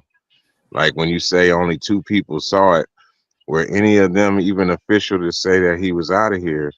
And then who saw him next after that? It was a whole bunch of like real fishy stuff going on right there. Like, so how could 2 people actually address a situation that would have to be notarized that much? Who would give you permission to move him without talking to some more officials and it actually being recorded? That's kind of crazy. Who let y'all cut him down? If y'all was the only one that seen him actually hanging, who let y'all cut him down? Yeah, that's what I'm saying. Who was official enough to pronounce any situation or anything right there? And even if y'all cut him down, who said you were supposed to remove him and take him to any other part of that facility? Right, That's and kind what of crazy. documents did y'all falsify? Yeah, so that's what I'm saying. For you to say that they were the only 2 people that saw him hanging, like, how could that even happen? I mean, Who brought up especially all the shirts and shit? Who walked into the facility when y'all said can't nobody come in if they not let y'all just had the door pop? Now I done been in some places where you could pop the door, and I know y'all say, "Oh, Plug, that's the feds. They can't pop the doors." Well, shit, they still got a damn camera system from the 90s. yeah, and that was kind of wild too. So even if it's 90s, are y'all talking about real to real? Because anything digital, why would you be skipping that without not having another link actually covering that same hour? So even if it had to reboot on one end, you would have a whole nother system running for that next hour and the next hour and the next hour. So you would have individual control over all of them, and you would never miss an actual moment. Who would even leave a lapse in a correctional facility? People been running from Alcatraz, swimming, getting away. We got movies about this, and y'all would actually leave a loop in your system that big enough for somebody to become the next superstar that escaped from your facility? That's crazy. 25 or 20 years. Yeah, like who would leave? Like, okay, everybody here, you know, you got an hour gap that you can kind of push around. Like, Now I'm gonna tell you this, Tom Cat. I was in 9th or 10th grade. I'm talking about 2009, 2010. A motherfucker put some Germ-X in the teacher's water. Man, they had cameras in the room the next week. They had camera systems installed the next week. So you mean to tell me the feds had to wait 20 years to do it? it been done. That's what I'm saying. These cats is actually been escaping from Alcatraz. You think they have time to have a loop in anything? Like these are some of the smartest people in the world, and you're gonna leave a lapse in your camera? That doesn't even make sense to even say it. That's as weird as old boy wearing that hat the other night. It's like we got a lapse and I got a hat. Like y'all just lying. Y'all sitting back there lying. How do you feel about the cursor, the mouse? You see the mouse Oh, come definitely. You know what I thought the first when I saw it? Okay, this isn't raw footage. You're not giving us straight footage. You're giving us a recording of somebody pointing the camera at a TV. And the So they crazy got thing about it is y'all came out and y'all said we just released the raw unedited footage. And ain't now nothing we wrong with it. like, damn, y'all didn't even have to say all of that. Like, did nobody ask you to say you giving us the raw unedited footage? Now it's like you just fucking lying. Like, all they do is lie. God dang. Oh, yeah. Like It nobody is. asked you for that, man. It's like, damn, now you telling us the footage is raw, unedited. It's been edited all over everywhere. You telling us that there is no list, and now there is a list. Cash Patel get up on Joe Rogan talking about there is no video. Now we talking about this tens of thousands of hours of video. It's like all y'all do is fucking lie. And all the left does is just not talk about it, bro. It's like one side's not talking about it, the other side just lying. Yeah, and whatever, whoever finna speak on it, I'll be like, we just got through with this Diddy stuff. I'm saying, shoot, give her immunity. I don't care. Y'all do it to anybody anyway. Go ahead. I haven't even heard the extras. If that's how y'all running it, why you ain't running it for her? The same as that girl in the elevator. What's the difference between you guys' situation? Please explain it What to I'm me. saying, shit. I say shit. Fuck you. Give her immunity. They gonna kill her anyway. Give her immunity. Do it like they did Fauci, man. Don't give her no witness protection.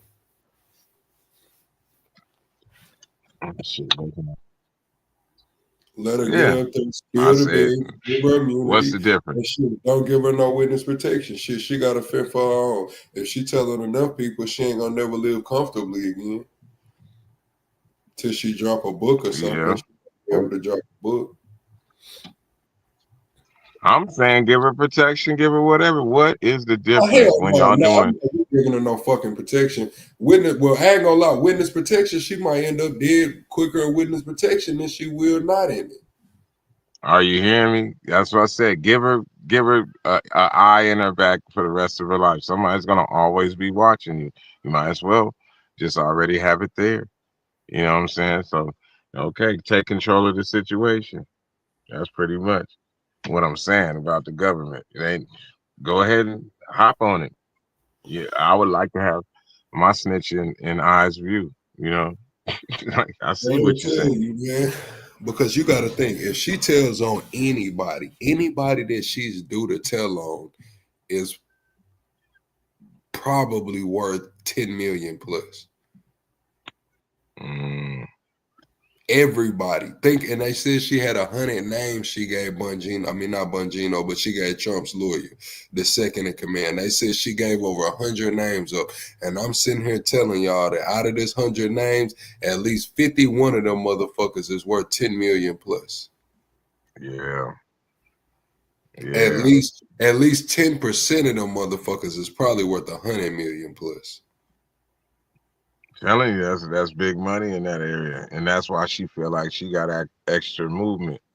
You know what I mean? Who she gonna say something and who she ain't gonna say something about. She actually got a little bit of action on her end to push people. Because they don't confirm she gave up 100 names. 100 names. They confirmed she gave the DOJ or whoever Trump's personal lawyer, the second in command now, that she gave in a 9-hour testimony, a 9-hour talk, she gave up over 100 people. 100 fucking names. That's wild. There's 100 people shivering like, man, what's she doing? That's what I'm saying. She gave up 100 names. Now, out of this 100 names, I can damn near put my bottom dollar on it. At least 10 of those people are worth 100 million plus. Wow. Where is she gonna run? Yeah, I think she's gonna. I think she got a plan. I think she already didn't put it together. She didn't have enough time. I think she got a plan for her movement right now. Or she's being made to move. Like Yosemite said, maybe she's being made to move. She's gonna do exactly what she says. She's not even important no more. But on that speculation and the thing, like what makes somebody like more pertinent than the next person? It's just the whole thing is speculative. It's just crazy. And then Trump, what he's saying about the whole situation, like I told you, he just got back from Scotland today, didn't he? You say what? Trump just got back from Scotland today. I believe so. That's what I think. Yeah. Pierce talking about that Gaza and shit. We ain't covered the war and shit in a while. People been asking me to cover the war, so I said, "Fuck it, we're gonna watch Pierce." And then if people still in here rocking with me, we're gonna see what Candace talking about with that the man married to the French president. Oh yeah, things is going a little screwy. I'm finna run this Pierce though. Let's see what's going on with Pierce. 100. Oh, that string to the world, 14,000 babies are going to die in 48 hours, and then apologized and walked it back. There are thousands of tons of United Nations aid that are sitting directly at those crossings as we speak today. If Sinwar had a portrait on his wall, it would be of Tom Fletcher. He knew he could count on the UN as his queen, no matter what Israel does. You quote Sinwar and talk about this is what he wanted. Actually, what he wanted is lure Israel into a response that was so wholly disproportionate, he would alienate Israel from the rest of the world. There comes a point when Israel's friends have to stand up and say, enough of this carnage. Israel is rapidly losing the support of its closest allies amid increasingly urgent warnings of a humanitarian catastrophe in Gaza. A series of tactical pauses have allowed some aid into the Strip, where many people are malnourished.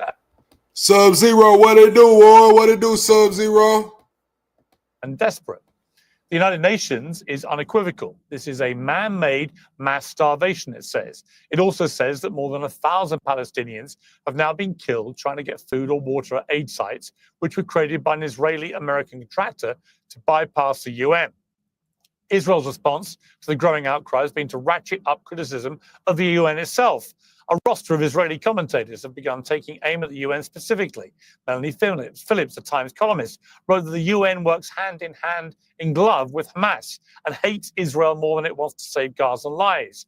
Netanyahu says that the United Nations is spreading lies about Israel and making excuses for its own failures.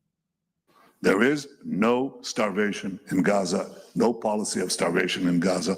And I assure you that we have a commitment to achieve our war goals. We'll continue to fight till we achieve the release of our hostages and the destruction of Hamas's military and governing capabilities. They shall be there no more. No starvation in Gaza, Prime Minister. One word, bullshit. US President Donald Trump is no longer buying it either. President, Prime Minister Netanyahu said there's no starvation in Gaza. Do you agree with that assessment? I don't know. I mean, based on television, I would say not particularly, because those children look very hungry, but we're giving a lot of money and a lot of food, and other nations are now stepping up. I know that this nation is, right? It's a humanitarian crisis. Right. It's an absolute catastrophe. Well, the New York Times reported this weekend that the senior IDF sources have no evidence that Hamas is systematically seizing and selling aid. the UN's aid distribution, it says, was largely effective in providing food to a desperate population. And how about those war goals? Hamas remains in charge. Intelligence suggests it's recruiting new members faster than they're losing them. Only one living hostage has been released since February. France says it will officially recognize. He said only one living hostage has been released since February. What that tell you, Top Cat? It tells me that this is a complete crusade. Come on now. It's a complete That's just crusade. that shit just like, damn, only one alive since February. We damn near in August. So that mean they sending straight body bags back. They ain't even sending nothing back. They're people catching body bags. Trading body bags. Because I remember they said that they were Israel, they was trade that. Yeah, man, this shit is crazy, bro. One alive hostage. Recognize the state of Palestine by September. Britain says it's a matter of when, not if. Netanyahu's Israel is losing the support of its allies. It's losing in the court of public opinion. And it's losing the war with Hamas. Well, joining me now is UNA Chief Tom Fletcher. Mr. Fletcher, thank you very much indeed for joining me on Uncensored. Can you just tell me what the situation, in your estimation, is on the ground now in Gaza in relation to aid? Well, thanks for having me on, Piers. And it's it's dire. It's a catastrophe. 1 in 3 people in Gaza hasn't eaten for days. You know, we have teams on the ground, our humanitarians, who are also starving. And, you know, tens of thousands dead over the last 2 years. But this desperate situation where 88% of Gaza is now under military displacement orders. So you've got all of the population who are left, the survivors, herded into 12% of the land. Now, in the last couple of days, the conditions have improved a little bit. We've got a few more trucks in, but we're talking about tens of trucks, and we need to be getting in 600, 700 trucks a day. We could feed everyone in Gaza. We've got a plan. I set it out to the Security Council, to member states, in New York, to the United Nations. We could get in there and deliver and stop this starvation, which is what President Trump wants, and it's what the world is asking for. The Israeli government wants people to believe that this is entirely on Hamas, that the food... Like, why? I understand, and I'm always on here preaching America first. So I am America first, Chad. But I want to know, like, why is the world, like, not tripping on them, starving them people? Top Cat. Hey, you might know better than me. Hey, you know, like nation gang banging crimes against humanity. They ain't never cared about that. They never cared about it if it was humane or not when it came to this section of the world. So this isn't nothing new on the aspect of, like, just over the same as in the Ukraine. These areas were always war torn for the last 4,000 years. They have us looking at it like an illusion, and we just not realizing for about 100 years that it wasn't tumultuous in all these areas, and now it's coming back. It's getting, these areas are living up to their reputation, and the world is tripping on it. So actually, I don't know if you heard about this, but I don't know, was it Britain or United Kingdom or whatever are talking about today in the UN of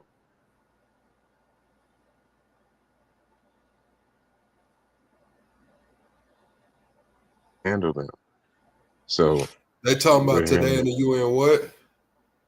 Basically, they talking about I think it was it's the UK or Britain basically saying we are thinking about recognizing the Palestinians as a nation, as a country, and that changes their stance on how they internationally can, you know, call on the UN and everything to do things for them. So that changed the whole like thing. Today they're really making a statement because that's exactly what they didn't do in the first place. So now they're actually saying, now we're going to give you what we didn't give you for, it was, you know, damn near 70 years or 80 years. Damn. All right, Top Cat, appreciate that, man. Appreciate that. I didn't know that they was talking about recognizing them as a nation. What do you think that's going to do to the global? Well, it changes. If they're recognized as a nation, that changes how everybody has to look at it. Yes, it gives them a chance to defend themselves. It gives them a chance to be recognized. It was what they were supposed to have in the beginning, and this is why they've been able to push on these people so much. When they both were agreed to have their land and be recognized as a nation after World War II, the United States, and the UK, reneged on the deal and they left Israel with their stuff. You know what I'm saying? And they never gave the Palestinians a right to be, respected amongst nations.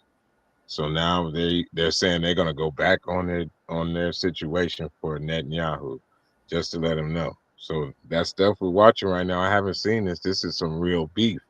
Like they're really getting to a point where they're going to be able to actually squab with Israel. And this is when things get very, very nuclear, if you understand what I'm saying. Hell yeah. Let's get back into the clip.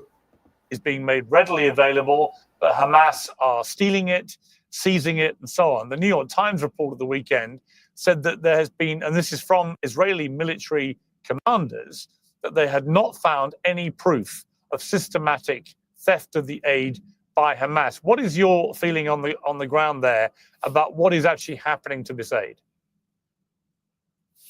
Look, can we guarantee that every grain of rice avoids Hamas? No, we can't, because they have the money and the guns, and so they're able to get the flour on the market, for example, that others simply can't afford. But the vast, vast majority of the aid that we get in gets to civilians. We distribute it through community kitchens, through community groups, so we can see ourselves through the networks that we have that it's getting to the right people. It's, at the moment, I'm afraid it's not Hamas who've been closing the borders, who've been demanding that we fill out enormous amounts of paperwork, who deny us permits and visas when we need to deliver the aid. It's the Israeli government. I've been watching a lot of interviews with British doctors, actually, who've been in Gaza, talking in apocalyptic language about what they're experiencing in the few remaining functional hospitals in Gaza. It's not just a crisis of people who've been wounded by airstrikes. It's now a crisis of people literally starving to death, including children. I mean, I've seen images now which remind me, as I was saying to an earlier guest yesterday, of Live Aid. 40 years ago, we had Live Aid to help the starving people of Ethiopia. It is heading that way in Gaza, isn't it? It's desperate. It's absolutely desperate. And, I want to work out, where is the anger? Where is the movement that we saw with Live Aid of people demanding that we get this aid in? I've been to many of those hospitals, and I've seen myself that it's not just a starvation crisis, it's a massive health crisis. I went to Al Alda, one of those last standing hospitals. Most of it's now been taken out. And, one of the surviving doctors had written on the wall, "Tell them that we did what we could." And he was killed just a few days later. Amazingly brave people, Palestinian doctors, international doctors, trying to save as many lives as they can. But we've got to do better than this as the world. What is the answer here? I mean, obviously, Donald Trump has now put pressure on Israel by saying that, he can see starving or very hungry children, as he put it, directly contradicting what Prime Minister Netanyahu said when he said there is no starvation. One of the big problems I've been going on about for a long time is because Israel's government refuses to allow any international media into Gaza, they can dismiss all criticism as being invention or Hamas propaganda. How do we cut through all this and get the world to understand the reality? And that's a massive challenge for the work that we do, because as well as overseeing the distribution of the aid that's so vital to save as many lives as we can, we're also the people on the ground reporting out, telling you what we see. But of course, as you said in your intro, every time I do that at the Security Council, if I come in the media and talk to you or others, we get hit very, very hard from the other direction. We're trying to be impartial, neutral, independent, and just report what we see, because those journalists can't get in, because the investigators, the lawyers can't get in. Think of all the other big crises of this century. Maybe none comes close to this. Maybe this is the 21st century atrocity, and yet there aren't international journalists.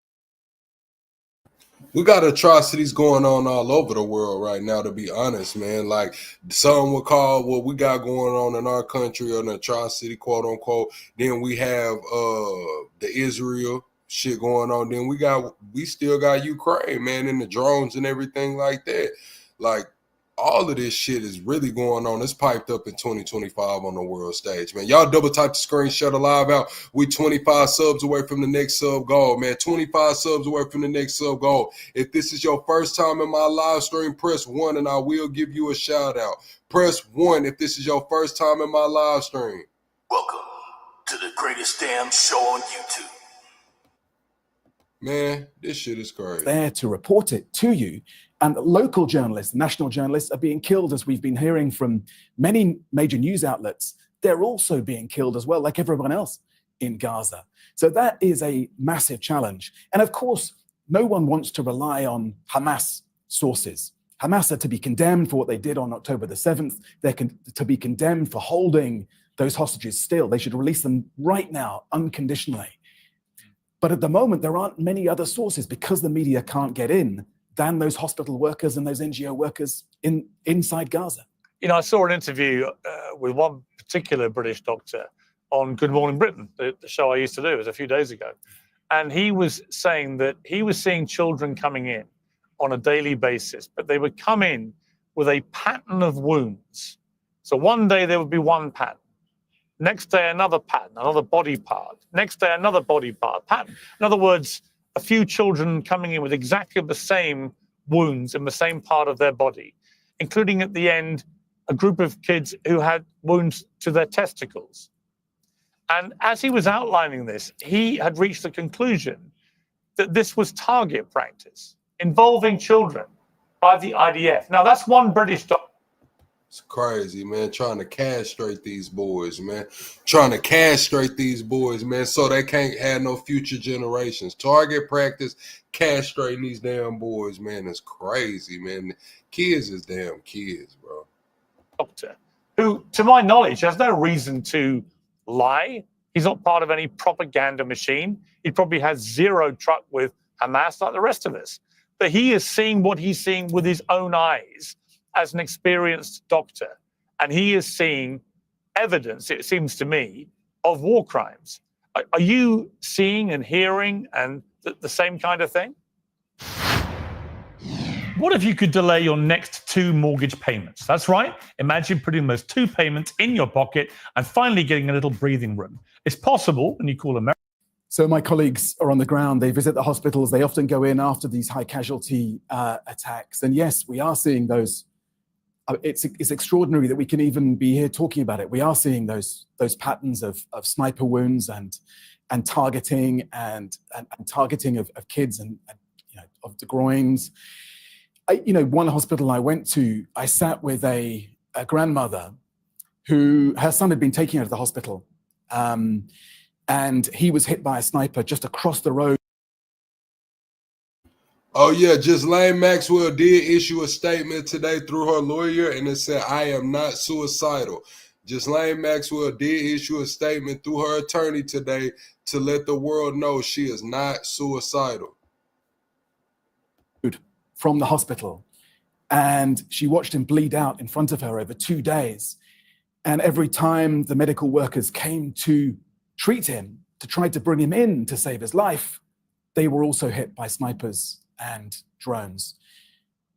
I mean, I don't know what you call that, but that is an utterly, utterly grim and heartless situation for those civilians. Well, this same doctor, I think, also said that he and other doctors have tried to bring in, just basic food for babies, baby food, like formula. And that has been specifically confiscated when they've come in by the Israelis on the border. In other words, they are deliberately stopping doctors bringing baby formula in, which can only have one purpose. The one purpose of baby formula. Press 1 if y'all believe that they are stopping doctors from bringing the baby formula. Press 2 if you think that is totally fabricated. Double tap the screen, shut a live out. We 25 subscribers away from the next sub goal, man. I know you on your phone watching this. Just double tap it. Let's get to 100 likes right quick, man. I know you on your phone. I'm looking at you, literally. Double tap the screen, man. Press 1 if y'all think they are actually stopping the babies from getting formula. 2 if you don't. Top Cat, talk to me, man. You think they stopping the babies from getting formula or what? Yeah, in a way. I mean, in war, you kind of, that's kind of a, you know, a material that you would think somebody's sneaking some stuff through. But after they see it's not, or if they see it, you know, they got equipment to see what's up, then yeah, they stopping it because they don't want to. It's sad. They're really trying to wipe a people out. It's sad to see it, but that's what's happening. You think they're trying to make this the war to end all wars over there, over what they got going? Well, for them, it already is, you know, in the aspect that they're somewhere that they ain't supposed to be, and they're doing things that they're not supposed to do. They've been doing this since back then, and now they don't have the support. That they're really losing the support that made them able to do it. They're really losing. For the UK to say that, bro, that is a big blow for them internationally. That they're the ones that put them there.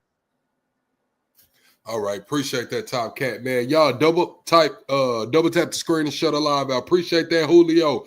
Appreciate that, Julio.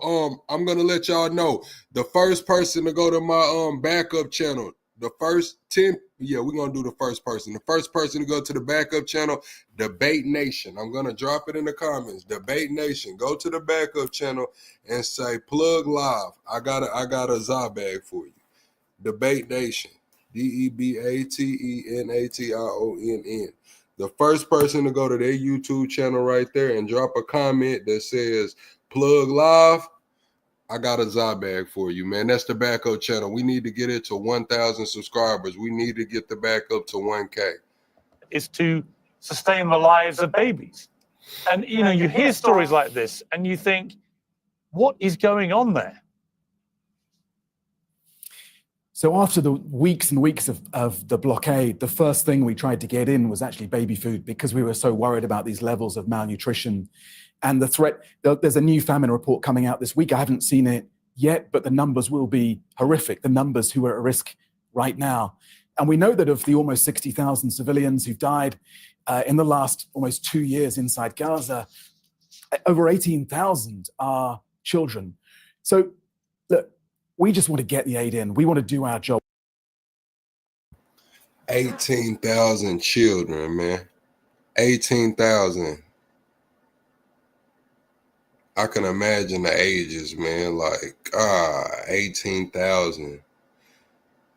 Chat, I don't know. Like, some of y'all are from big cities. I know Top Cat from a big city, but like the town that I was born in is not even 18,000 population. So like for me to put that in perspective, it would like be the town I grew up in and a third. That's how many babies have been unalive or children. An entire damn town, bro. It's crazy. It's fucking crazy. We know how to do this. We can deliver aid. We could get aid to everyone in Gaza who needs it right now so badly, including all of those starving children. The baby food, the flour, the water, the fuel to get the generators back on, the incubators back on in the hospitals, the shelter, because the vast, vast majority of the population are displaced, have been displaced multiple times. You know, the people I spoke to just said, give us a tent, give us a bit of fuel, and we'll go back and start our lives again. Do you believe Israel's committing war crimes? So these will be questions for the courts. I'm not a lawyer. You know, the ICJ have started their investigation. The prosecutors are at work. They, like everyone. All right, chat. Let's leave it to the public opinion. Press 2 in the chat if you think Israel is committing war crimes. Press 3 in the chat if you do not think Israel is committing war crimes. 2s if you think they are committing war crimes. threes if you think they're not. Double tap the screen and shut a live out, man. Like the video. I know you on your phone. Double tap the screen. We 25 subs away from the next sub goal. We go live every single night talking politics, entertainment, and current events. Else will struggle to gather the evidence because they're not allowed in. We've certainly seen serious breaches of international law, and we've seen, as you've been highlighting, statements from senior Israeli ministers talking about annihilation, talking about forced displacement, talking about using starvation as a weapon of war. And I imagine that those lawyers are taking careful note of that. The key thing here is that we act. I don't want to be sat here in 6 months or a year debating whether or not these are war crimes. I want the international community to act now and get that food in. We're ready to go. We're on the border. You know, during the ceasefire, we were getting in 600, 700 trucks a day. And we need that at a minimum now if we're to stop this crisis. And from your understanding, these Palestinians who've been shot in the lines, the stampedes as they've become many times, for aid, the IDF constantly tries to obfuscate to avoid any direct blame for what is happening. They say they shoot in the air towards people, they shoot warning shots, they're launching inquiries, investigations, and so on. Again, from your first-hand accounts you're getting presumably on the ground, is there much doubt that most of these people are being killed by the IDF? Well, I think we've got used to seeing inquiries launched, and we've also got used to not always seeing inquiries actually come to fruition and report. Certainly, the wounds, the injuries that people are coming into the hospitals with look like sniper wounds, and over 1,000 people have been killed at those militarized hubs.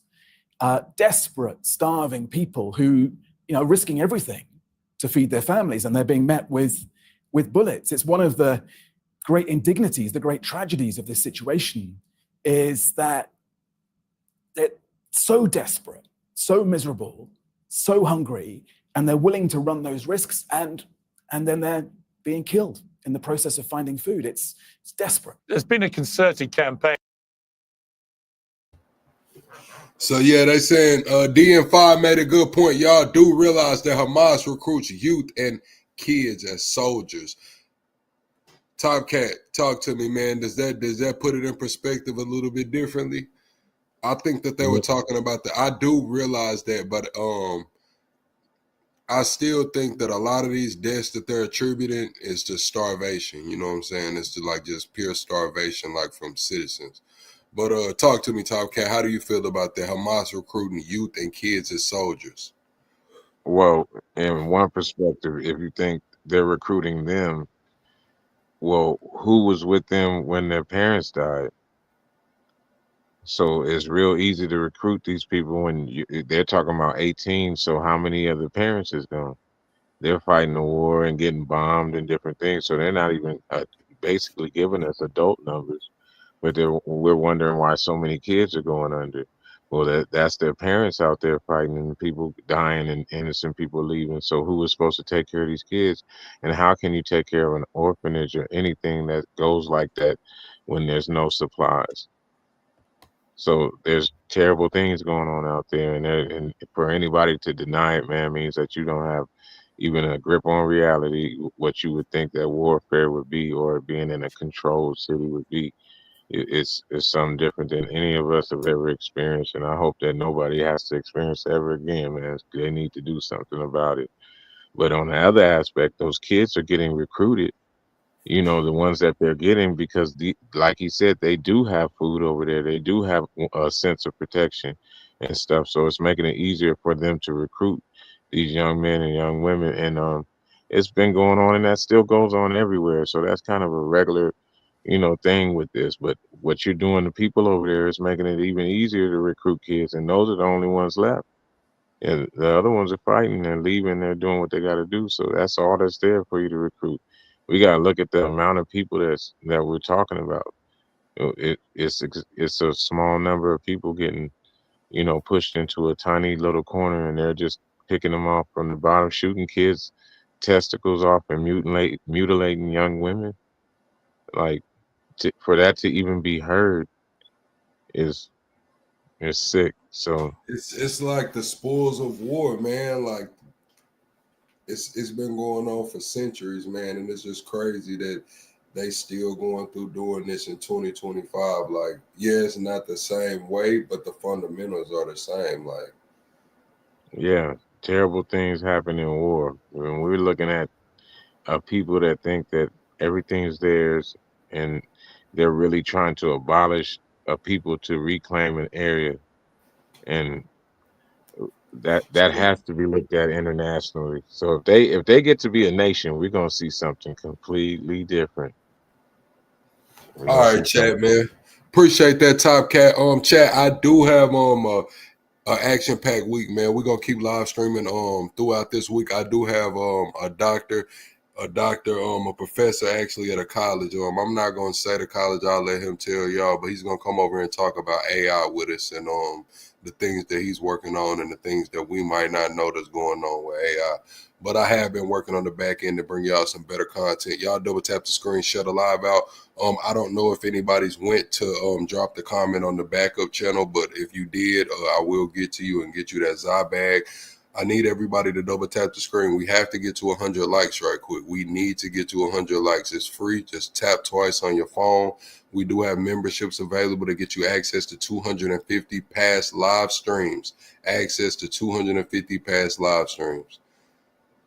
And as you'll be all too aware, to discredit the United Nations, to say that you're part of the whole propaganda machine from the Palestinian side, that a lot of the stuff that the United Nations says is simply untrue, and so on. What's your response as a senior member of the United Nations? What's your response to this campaign of attack against the integrity of the UN? Well, we call out Hamas. We condemn Hamas for what they did on October the 7th. We condemn them for holding hostages. We call for those hostages to be released. We call for a ceasefire. But we also have to say what we're seeing on the ground. And it's that the Israeli authorities and their allies don't like. And that's why we get this attack. It's playing the man or the woman and not the ball. But it's a sideshow, really. What really matters is whether or not we can get in there and save the lives of as many survivors as possible. We're used to this. We get abuse almost everywhere we work. Someone once said that, blessed are the peacemakers, for they will be equally hated by all sides. And sometimes it feels like that, but it's not about us. It's about getting that aid into those civilians. And just in practical reality, the IDF has announced it will implement daily 10-hour pauses in military operations from 10 in the morning to 8 p.m. local time in 3 populated areas. A, is that going to make a big difference to you? And B, obviously there's been this rival aid distribution service that's been up and running now for a few weeks. It seems amid total chaos, with one of the former contractors, who was a former American serviceman, saying he'd never seen such an appallingly run operation, or one where there was such a indiscriminate treatment of civilians. How do we get to a place where the United Nations can do its job and get its food in? And how does that work? How's that going to happen? So we just need those borders open so we can get those convoys moving. We've got the food, the medicine at the border ready to go. We need a much less onerous process of permits and restrictions. I have visas cancelled of my staff who are meant to be coordinating the aid delivery because they speak out about what they're seeing. But, as you say, we have had this announcement in the last couple of days, and I've got to stay glass half full here. I've got to try to find the positives and hope that that does result in a difference on the ground. So I welcome that announcement, that evidence that there will be more secure corridors for our aid and humanitarian pauses. I really hope that we see those. We're starting to see some improvements. Yesterday, we had 12 out of our 16 convoys cleared for movement, which is much better than usual. But we'll judge it by results. We must be judged by results. Can we save as many lives as we can in the conditions that are there? But we'll also judge the Israeli authorities too by how much support they give us on that. I think it's important to say that there are these extremist hardline voices in the Israeli cabinet, but there are also many people, including in the Israeli military, who do want this aid to get through. And, this morning I was talking to survivors in Nir Oz, the kibbutz that was hit, one of the many on October the 7th, where 1 in 4 people were killed or taken hostage. And they were telling me they want the aid to get through. So there's a lively debate inside Israel. People are saying, let us do our job. let us in. I mean, as for these other mechanisms, and you mentioned the Gaza humanitarian facility, we don't want anyone to fail. Anyone who can get food through, we welcome that. But we want them to do that, and we wish they would do that in a principled, neutral, humanitarian way, and not in a way that dehumanizes civilians, that forces them to move, to be displaced, or puts them at risk. And over 1,000 civilians have been killed in those queues waiting for food. We know how to do this. I run operations all over the world: Sudan, Afghanistan, Yemen, Haiti, DRC. I've just come back from Goma in the DRC. We know how to do this at scale. We just need people to let us work. The ups and downs of the economy can be stressful and worrying. One of the smartest ways to protect your savings is with diversification. Who said over. All right, double tap the screen, shut a live out. Steve, go shoot. You won the Zy bag. Steve, go shoot. Went to the backup channel and commented on the live, man. Steve, I dropped my email, plugsackstories@gmail.com. Steve, get in the email and I'll get you the Zy bag out. Matter of fact, let me get in my damn email. Boom, right here. All right. Okay. All right, I got it. But yeah, get in the email and I got you. Double tap the screen, shut a live out. We are 25 subs away from the next sub goal. We go live every single night over here talking politics, entertainment, and current events. If this your first time in my live stream, press 1 and I will give you a shout out. Tonight, there is no starvation in Gaza. Well, if you'll let me have a message for Prime Minister Netanyahu and President Trump. I mean, for Prime Minister Netanyahu, there is starvation. He'll be reading the reports of that from his officials, and we can help stop that. That starvation is doing immense damage to Israel's reputation. The world is demanding that it ends, and we can help solve that problem. We can stop that starvation. We know how to do this. Just let us do our work. And to President Trump, who's been very clear about those levels of starvation, including during his visit to the UK over the last couple of days. He wants that starvation to end. He wants the food to get through. We can deliver that for him.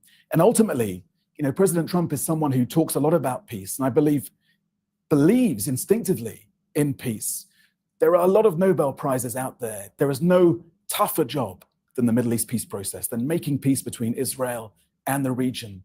And let's not just announce the results of peace, let's actually work for them as well. And if we do that, and we can help that process, we can support it, then he'll be a great, great peacemaker, and he'll do what recent presidents have failed to do. I hope he succeeds.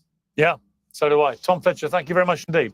Thank you, Piers. Well, joining me now is Major Doran Spielman. He's the former spokesman for the IDF and author of When the Stones Speak. Major Spielman, thank you very much indeed for coming back to Uncensored. You were just listening to Tom Fletcher there, the United Nations aid chief. What is your response? I think it's tragic, Pierce. Watching your show, seeing you softball questions to Tom, who's a known virulent anti-Israel player. This is the same guy, maybe who was even on your show, that screamed to the world 14,000 babies are going to die in 48 hours, and then apologized and walked it back because of a lack of proof. This is the same guy that was UK ambassador, as you know, to Lebanon from 2011 to 2015, oversaw Hezbollah's growth in Lebanon as a terror organization, and then said he thought they should be a part of the government and they shouldn't be marginalized. This is a person who's overseeing this humanitarian agency and acts like all of a sudden they can't bring aid to people. You and I both seen the videos. There are thousands of tons of United Nations aid that are sitting directly at those crossings as we speak today. There are dozens of videos out there, and they are rotting for one reason. They refuse to accept that aid as long as Israel works through the Gaza Humanitarian Fund. They have refused. If they really care,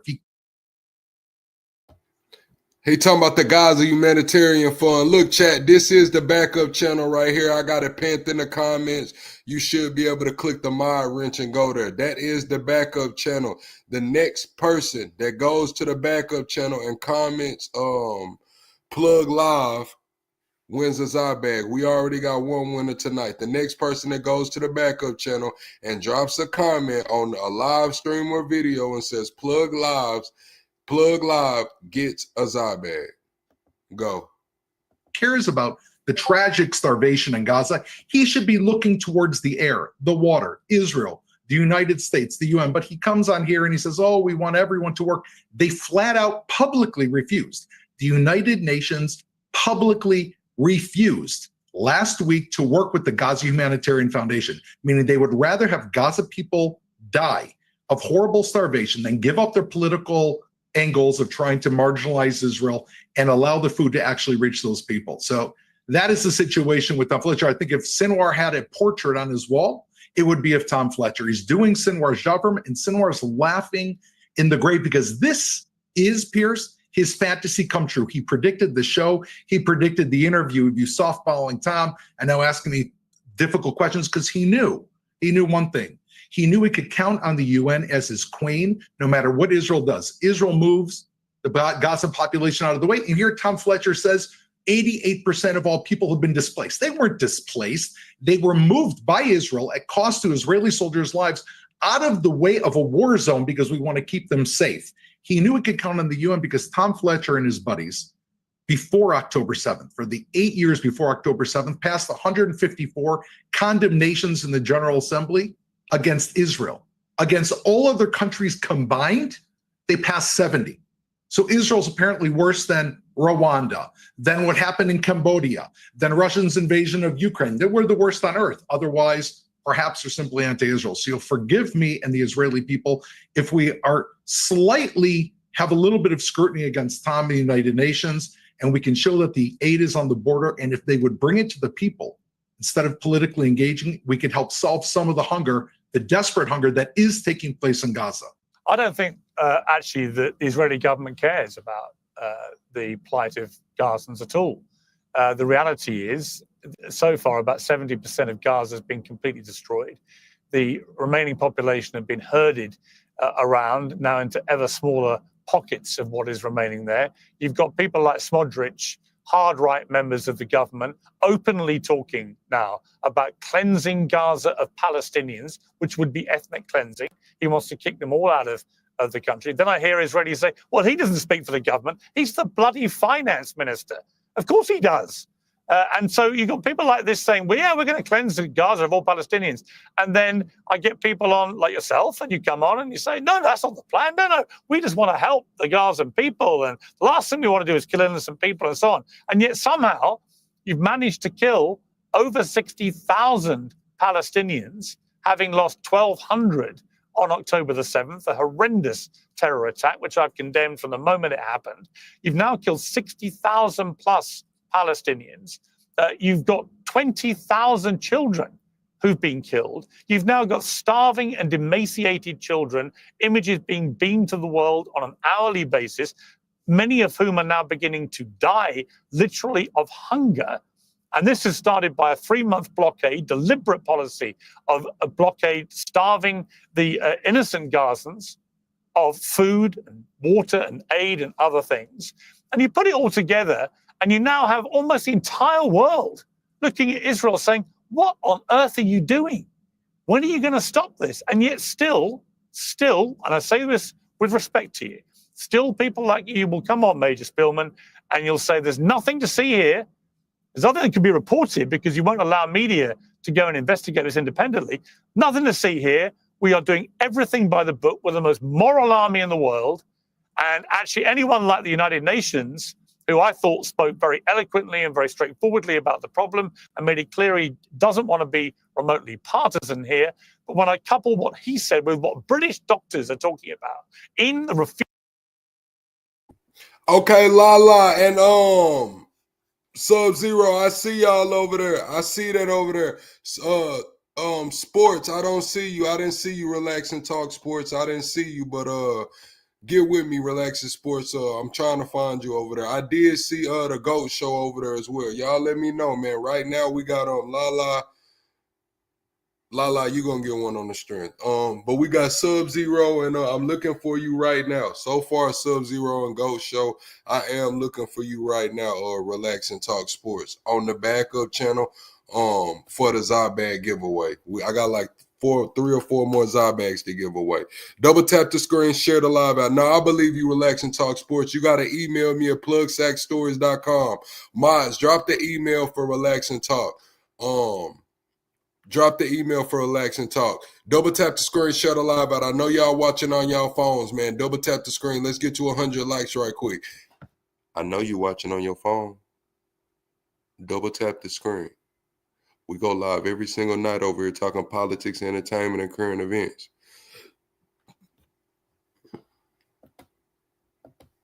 Two remaining hospitals. Well, they're talking about children being used as target practice. Now, I would love to see a proper investigation into that, because that was said on British national television, that children were coming in with patterns of clusters of sniper fire, as if they've been used as target practice. Right? So, yeah, you can come here and you can attack the United Nations. You can say they're the villains. You can blame Hamas for everything. But my final point to you, Major Spielman, about your big, lengthy diatribe there about me, about United Nations and everything else, is you quote Sinwar and talk about this is what he wanted. Actually, what he wanted when he did what he did on October the 7th is lure Israel into a response that was so wholly disproportionate, it would alienate Israel from the rest of the world. And that is what's happening. And that's what you don't see is happening, because you are so convinced of your moral right here that you do not see the wood for the trees. And I say that as somebody who supported Israel for many months. As you know, to my personal cost, I was attacked virulently from the other side. But there comes a point when Israel's friends, those who've always supported Israel, have to stand up and say, enough of this carnage. It is getting you nowhere. You're not dismantling Hamas. You're not getting hostages freed. You've got starving kids now dying on a daily basis. Enough. So that's my response to you. Pierce, I hear one lack of a word that comes out of your mouth with this entire statement, and I can agree with you that there's hunger in Gaza, which is Hamas. You throw out the word Sinwar. You blame Israeli opinion on Smotrich. I have news for you. The Israeli people are not defined by Smotrich, and the Israeli people do not all want to raise the white flag and go home. This is a consistent theme where Smotrich wants to cleanse Gaza and every Israeli just wants to fold the white flag. No, there's another alternative, which is I'm not willing to go to sleep, and neither would you, Pierce, with Hamas remaining in Gaza. And you are correct. Sinwar planned this. His queen, his bet was the international media and the United Nations. He knew Israel will move the population. They'll be blamed for displacement. Israel will try to feed the population. And when Hamas steals the food, Israel will be blamed for the food. He predicted every single thing that's happening. Israel could have ended this conflict by bombing this from the sky. We did not need to drop telegrams to everybody there. We didn't need to move the population.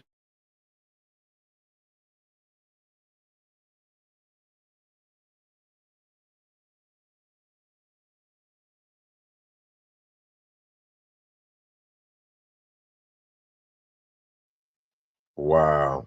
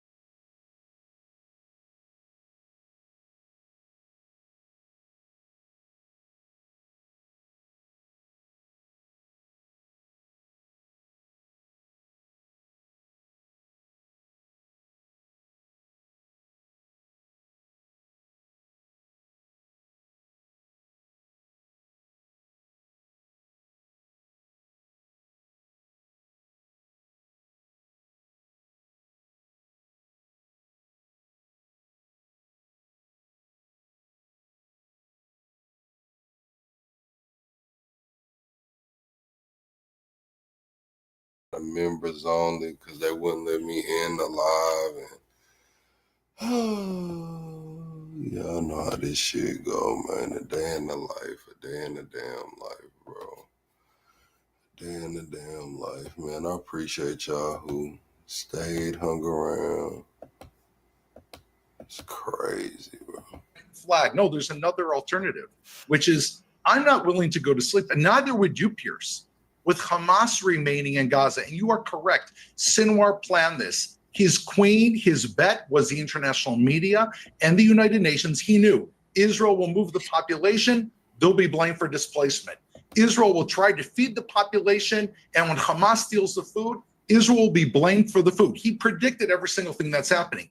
Israel could have ended this conflict by bombing this from the sky. We did not need to drop telegrams to everybody there. We didn't need to move the population. We lost 4 soldiers today. They never had to die. They didn't need to go into a tank. We could have taken care of everything from the air. The only reason we did not, and we know where hostages are, there's plenty of other areas where Hamas is hiding, is because we are trying in the most difficult situation, a situation that no one has ever fought in, to kill Hamas that is planned in advance to hide behind their own people, knowing they don't care about those lives, knowing that when they die, I will go on Piers Morgan. Piers Morgan will say Israel doesn't have a chance. You can't defeat Hamas. They've recruited 5 times the people. These are not true. Hamas is on its last legs. Its leadership has been completely destroyed. Israel, as you said, have taken over 77% of the territory and moved their civilian population, which is remarkable, to an area that's not perfect, but is mostly out of the way of the fighting. And you have humanitarian aid that Hamas steals from trucks. And when Israel tries to fix the situation, all of a sudden the UN says, no, we're willing to go in there, we're willing to work, but it's so disorganized. Where the hell were you for 21 months when Hamas stole the trucks? There's no proof, by the way. That report that USA took out is a complete farce. It is based on what they said.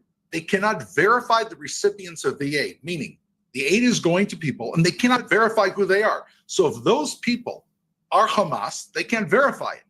The 60,000 people that you say that have been killed, that we both know that doesn't differentiate between combatants and civilians. Pierce, it's the exact same discussion again and again. And once again, everything negative about Israel. We're the only democracy in this Israel. We're fighting for our lives against an enemy 2 miles away. And all you can do is bring Tom Fletcher, talk about everything that Israel's doing. Now you supported Israel for years, but when the going is getting tough, you'll look back in 20 years when the smoke clears and you will see that you turned, unfortunately, you misunderstand Israel today. You misunderstand the will of our people, and you would never leave your own family on the border with Hamas on the other side. That is the bottom line. Actually, I'll tell you what I think I'll wake up to in 20 years' time, the way things are going, if no one stops Netanyahu and his far-right government, is we're going to see Palestinians have been removed from Gaza completely. We will see that there has been an ethnic cleansing that happened as the world stood by and watched. And the reason I believe that now is because I'm listening to people like Smodrich, who is one of the most senior members. Hey, Pierce gonna call somebody out every show. What it do, BG Floyd? What it do, BG Floyd? Man, they had knocked me off the live. I had to load back up, man. So we trying to get some people back in here. I had switched the live to members only, and then I put it back public. So I don't know how they fuck with the hell. I don't know, man. Double tap the screen, shut the live out, man. We 22 subs away from the next sub goal. We gonna rock out like we is. Of that government and cannot be as readily dismissed as so many like to on the pro-Israeli side. And you're also seeing what is happening on the ground, where, as you say, 77% of territory has now been destroyed. I mean, literally obliterated. And this is why Israel doesn't want to allow journalists in to see the sheer scale of what has happened, because then it would be apparent to the world what has actually gone on here. And there's only one reason why government like Israel in this kind of situation doesn't want journalists on the ground operating independently, because they know they're doing stuff they don't want the world to see. Because when it suits Israel, when they wanted to take the world's media to see some food trucks the other day, oh, no problem. In you come. When after October the 7th, they wanted the world to see the horrors of the kibbutz, quite rightly, no problem. In you come. But when it comes to journalists every single day, people I know, great, brave war correspondents from CNN, BBC, Reuters, and others, when they make all their applications to be allowed to do their job in Gaza, no, no, no, no. One or two friendly people who are very pro-IDF are allowed to go in for a few hours of the IDF and write very positive things about what they see. But you are not allowing, well, not you, but the Israeli government is not allowing independent journalists to do their jobs because they don't want the world to know what they're doing. And that's what's going to happen in 20 years' time. It will turn out, I believe, and I hate the fact that this is almost certainly what's going to happen, there will have been an ethnic cleansing of the Gazans. They will no longer, if this carries on, be in Gaza. And there will be widespread evidence of war crimes, including how did 20,000 children die? Is it true that children were being used as target practice by the IDF? As a British doctor said on British national television 3 days ago, literally used for target practice. Now, I'm sure if we ask the IDF about that, they'll say, we're launching an investigation. We're launching an inquiry. Actually, this doctor sounds like he's pro-Hamas. Actually, blah, blah, blah, blah, blah, blah, blah. The same thing that is said every time, because journalists aren't allowed in to verify either way. And when you block the journalists, you block the truth. You know, Pierce, you're talking about the Gazan population and ethnic cleansing. Do you think that if a Gazan wants to leave Gaza and go to, I don't know, London or Brooklyn, should they be allowed to? I think Gazans should be allowed to stay in Gaza, don't you? Okay, we both think Gazans should be able to stay in Gaza. But if they want to leave the war zone, you're not answering my question, they want to go to England, they want to go to, should they be allowed or should they be forced to stay in Gaza? So you're saying that Gazans right now can get on a plane to England, are you? I'm saying that if you believe that they have the right, Pierce, to make a decision about their future, then all the countries around the world who care about these people, care about the starvation, should open their doors and we should leave it up to the Gazan people. No one is forced to leave Gaza. If you go to the border and say, I ask, just like if you decide to go to France tomorrow and go on a trip, I would like to relocate my family, should they be allowed to relocate? Of course they should. They should be allowed the exact same human rights as you or me. Now, do you agree that Gazans should be entitled to the same human rights as you? I do. Unfortunately, at this point in time, they're in the line of fire. But I do believe that if they want to leave, like President But what about before October the 7th? They must not be forced. But what about before October? Hang on. Before October the 7th, did Palestinians have the same human rights as Israelis? They live in their own area. The reason that of course they did, they voted in their own leadership, which was Hamas, meaning the Germans voted in Hitler.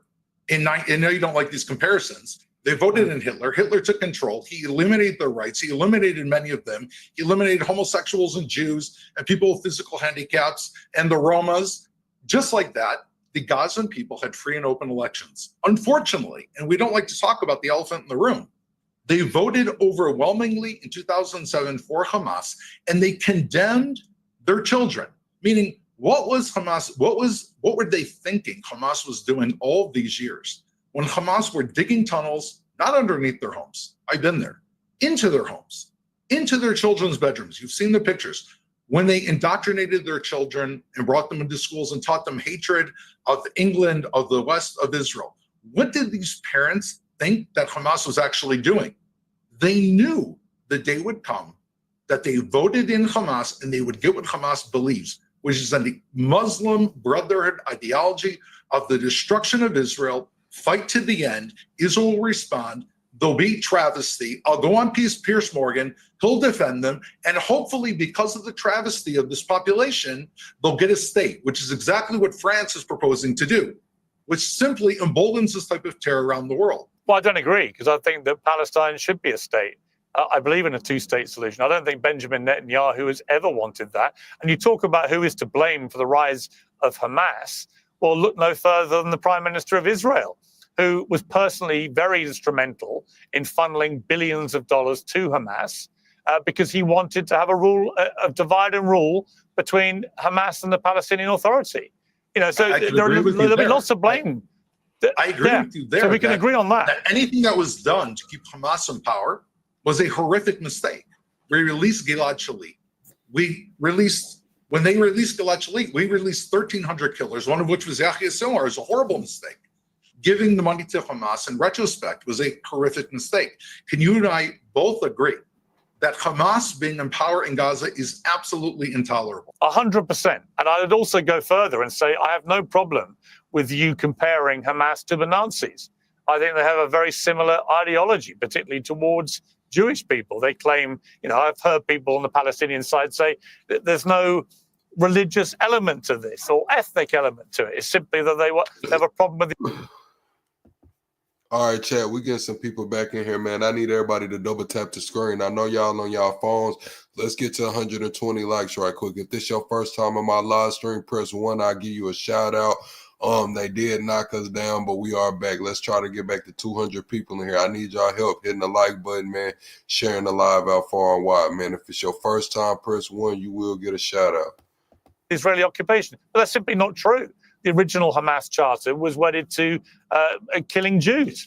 They never made any secret about this. So I've got no problem with the analogy of a despicable terror organization to the Nazis. I think they do represent an existential threat. The question becomes, for Israel, as the only democracy in the Middle East, does it want to descend to the same levels of inhumane depravity as the people it's trying to eliminate? And I would argue, as somebody who considers myself to be a friend of Israel and Israel. Dirty Dad, shut the fuck up and hold my nuts. How about that? No, you shouldn't. You should not be in a position now where you are starving children to death.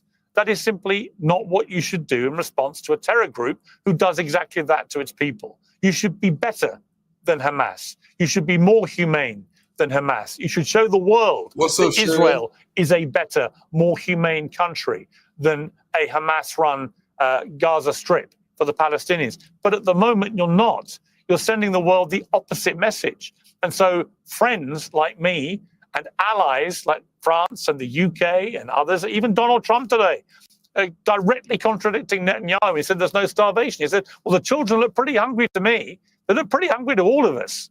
So, you can say that black is white and white is black and everything else till the cows come home. We all know what we're seeing with our own eyes. And we're seeing starving people. And we're seeing starving people getting shot dead. And I just simply say to you, as somebody who, given we both care about the security of Israel and the security of Israeli people, why do you think that any of this possibly makes it more secure to be an Israeli or to be a Jew around the world? Why does making Israel despised around the world make it a safer place, the world, for Israelis or Jews? Explain to me. Pierce, Israel, as we both agreed, cannot leave Hamas in power.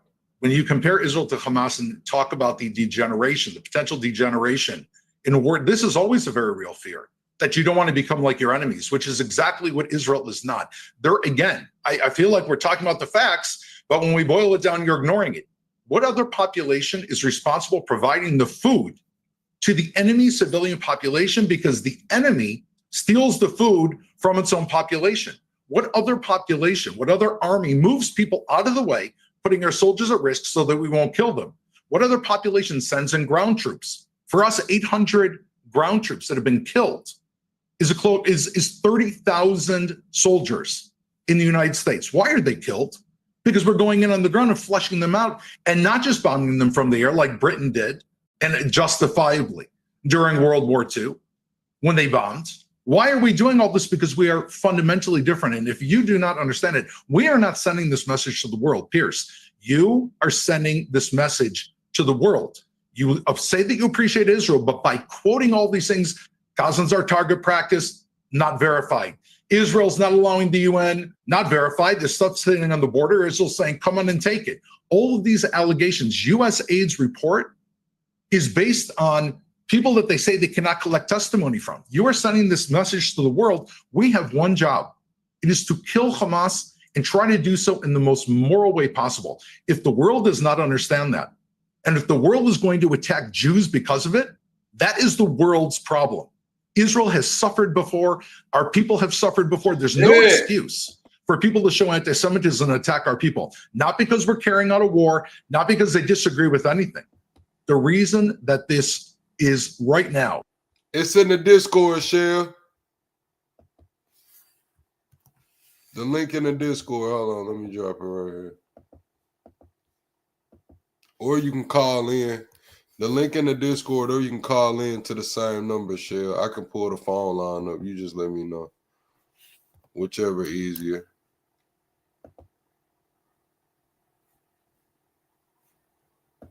I can pull the phone line up. All right, the phone line open.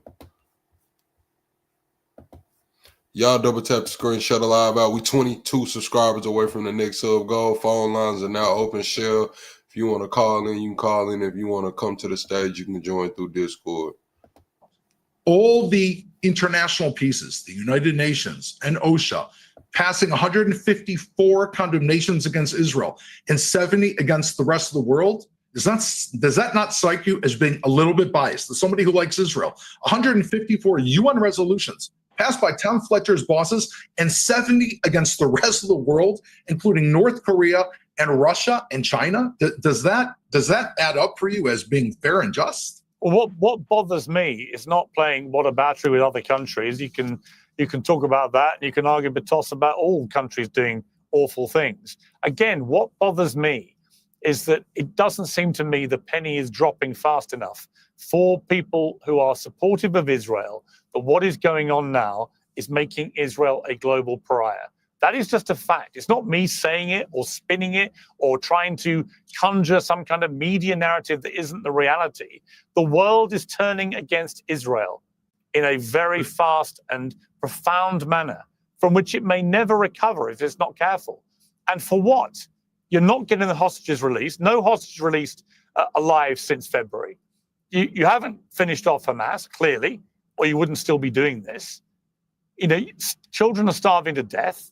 Thousands of civilians have been killed, and let's say you've killed 60,000, of which a third are combatants. Who knows? Say a third of the Hamas terrorists. That's 40,000 civilians, of which half are children, in a population of 2 million where half are children. Right? None of this strikes anybody now as proportionate at all. It just looks shockingly disproportionate, and it looks like nobody in Israel, in the government, cares. Pierce, you said something that I absolutely agree with. The penny has not dropped. The penny has not dropped around the world about what Israel's facing. And I'll tell you simply why. It hasn't reached their doorstep. No one knows it better than you and your country, because from 1939 to 1941, you alone fought the Nazis, right? Why? It wasn't a world war. It was the European War. When did it become a world war? when it reached the doorstep of the United States and Pearl Harbor. All of a sudden, they really felt what it is to face Nazi Germany. Israel has been fighting this war alone. It's only our troops. It's only our children. It's only our intelligence branches. It's only our people trying to move the Gazan people out of the way. It's only our people that are fighting this war. When will the penny drop? And I hope it doesn't drop too late. When countries around the world wake up and they understand the radicalism and the cynicism that we're facing. They may understand that Hamas is brutal, but I don't think that they understand that Hamas is more brutal, and these aren't just words, to their own people. What does that mean? Yes, they will kill Israelis, they'll butcher them, they'll chop heads off, they'll do all these types of things. They willingly plan to have their own people annihilated to gain political advantage. It is something the world does not seem to understand. And the penny may drop, Pierce, only when it reaches their doorstep. And I have news, as you know, Hamas right now is appealing to the United Kingdom government to take them off the terror watch list. I would keep my children inside if I live in England. If that happens, if Hamas is off the terror watch list and they're able to operate freely in England, this may only drop in 5 years or 10 years or 20 years. And when the penny drops, they'll look back at Israel and say, wow, we understand why Israel did what it did. But we're not going to stop fighting today because they don't understand. We're not going to leave Hamas on their border because the world does not understand, Pierce. I can tell you for an absolute certainty, there is no chance of Hamas being removed from the terror watch list. And I would simply say in conclusion, Major Spillman, and I always appreciate you coming on. Let me just say that for the record, because a lot of people don't want to anymore, and you do, and you articulate the other side, and I appreciate it. But I look at the way that Israel dismantled Hezbollah, a brilliant, very precise, surgical, superbly executed operation from a military perspective. I look at the way you went after the Iranian nuclear program, through the scientists that you took out and the military commanders you took out, the sites you took out, and so on. And I look at another superb military operation. And then I look at what's happened in Gaza. No precision, no surgical operation, nothing by any comparison to what happened in Iran or with Hezbollah, and instead just utter indiscriminate carnage. And that is the tragedy for Israel, is I think that the rage the nation felt perfectly understandably after October the 7th, when you had by the next day the support of most of the world, not all, because it brought out a lot of hateful anti-Semitism, but most of the world was supporting Israel. But that support's pretty well eroded now. And now you've got the world going, what is Israel doing? Why is it behaving like Hamas? And that's a terrible place for Israel to have found itself. But look, I appreciate you coming on, and I just hope and pray that this war is brought to an end before Israel causes itself even more self-harm, which ultimately, I am convinced, was the whole intention of Sinwar and the evil Hamas terror leaders. Unfortunately, I think that you have fallen into their trap, and it's been a tragedy to watch. But we will see. Maybe you'll be right, but I fear you'll be proven wrong, and I fear even more that I will be proven right. There will be an ethnic cleansing of Palestinians, and I don't think that Israel will really recover from it in my lifetime, but we'll see. Major Spielman, thank you very much. I appreciate it. Piers Morgan Uncensored is proudly independent, the only boss. What's going on, Cher? Hey, Plug. Yeah, how you feeling about it tonight? Well. All right, happy. So all I can say is that in military strategy, you can't just compare one conflict to another conflict to another conflict and be like, well, why didn't you do it like this and why didn't you do it like that? There are different strategies with each one. And the difference in Gaza, and please understand, I don't think that every single thing that Israel has done is completely accurate, okay? But the situation in particular with Gaza is very, very complex. And I think that the way that the world has been viewing, how do I just put it? Because it's way late, and I'm trying to keep it. I'm trying to keep Jesus in my speech. But here's the thing that I can say is that the world looks at everything with rainbows and sunshine and just big fluffy clouds, okay? And it's not how it is anymore.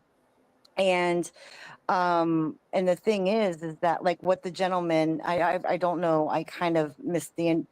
I just hopped on at the end of the interview. I saw you were still on, and what the gentleman was saying was absolutely accurate with the information back in 2007, where the people of Gaza did vote Hamas as their leadership. That's like voting Hamas as the president. That's what they did. They voted them as their leadership.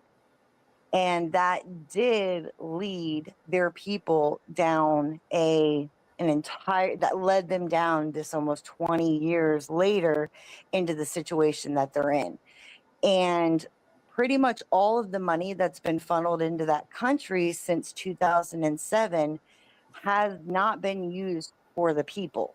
Okay. So that's almost 2 generations of people that, like, when their kids go to school, they're not learning like the basic things you would go to school. Like when you send your kids to school, like our educational system, like they take out a lot of the basics and they funnel in indoctrination. Well, in Gaza, they've done that, but a lot of the stuff that they put in, and they took out, like, you know, this part and this part, and then they added in, by the way, you know, everyone in the West, like they added in, the West is bad, this is bad, this is bad. They added in that, okay? And you can actually look this up. All of this information, you can look it up. It's not like right-wing propaganda or anything like this. This is all available. The problem is when you do that, because they are a terrorist organization, you're going to get terrorist treatment for your people, okay? They restricted food, they restricted access, and then the big portion of the money did go into those tunnels. They used it as a military strategy. So they're like, well, why didn't you go in and do that? Well, that's not so simple. It's like telling, like, why didn't all of our generation of kids want to enlist in the military? Same problem in our country. Okay. What they did was they hid their people under the most vulnerable. Okay. And what Israel wanted to do was try to protect life, because not all people in Gaza are bad. Now, if you go back 30 years, okay, if this would have happened 30 years ago, military strategy would have been different. Okay. It wouldn't have been like we can send text messages to protect people. We couldn't have done that. There would have been a lot more death. All right. So when you go and a terrorist organization has access to money, that doesn't even include what was being funneled in from Iran, which we do know about. So it's much different. And when he was talking about, oh, well, Hezbollah in Yemen, they were able to knock that out. Well, if you notice, that's because Hezbollah was not hiding behind the people. So can you imagine if Hezbollah had tunnels and was hiding under the hospitals and had 20 years, you know, to just weave intermittently behind the people? It would have been a lot more death, a lot more complex, and it wouldn't have been able to stop as fast. But that's why in Gaza. So when you're comparing conflicts, you have to understand it's not always so simple. All right. All right, Shay. Appreciate that, man. We finna get into this Candace clip, man, before we get up out of here. I'm almost 3 hours in. I ain't gonna lie. I'm a little tired, but I'm finna watch this clip, though. I sure appreciate it. What I am gonna ask you is the other topics about Maxwell. Maxwell asked for immunity, congressional immunity. She also demanded that she does not want to testify before her court is heard by the Supreme Court. How are you feeling about that? Well, I'm sure she does want her cake and eat it too on a golden platter with, you know, with everything, you know. I mean, listen, I know she's probably scared crapless. Okay. She came out today and said she's not suicidal. She needs to do that. But listen, she's, you know, and I'm glad she said that part. But here's the thing: is she's like, I only want to testify to the Supreme Court, honey. That's not how it works. You can't testify. The Supreme Court doesn't hear courts like that. It doesn't work like that. You know, the judicial system doesn't work like that. The Supreme Court hears cases that have already been determined. You're testifying in order to have, you know, to get the case, to get the ball rolling. To be testifying before the Supreme Court is once, you know, once they've already come to a conclusion. She's saying that she wants to appeal to the Supreme Court, but based on her, she was supposed to have immunity inside of the Epstein case from way back in 2008, or I believe that's why she's saying that she was supposed to have immunity due to the deal they cut Epstein. Yeah, but then he didn't make it.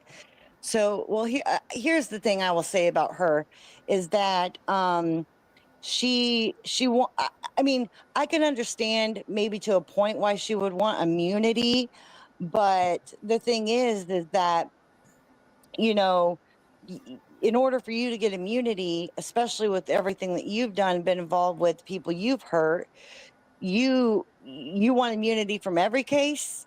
I mean, Yes. Imagine how many cases. No, she wants immunity from her testimony.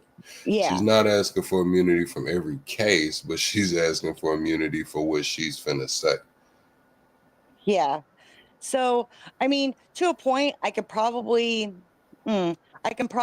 say I can understand that, why she would ask for that. But to me at this point, you know, I mean, she's in there, and once she gives her testimony, she's going to live in fear for the rest of her days. And to me, that's probably got to be the hardest thing, because even if she gets out, even if gets out, is that really freedom? Because the people that you're trying to put away, I mean, you know what I'm saying? So you got to think, Yeah, you they know, said she gave Trump's lawyer, the one that they sent down there to talk to her for 9 hours, over 100 names. So I said out yeah. of that 100 names, at least 10 of those people are worth 100 million or better.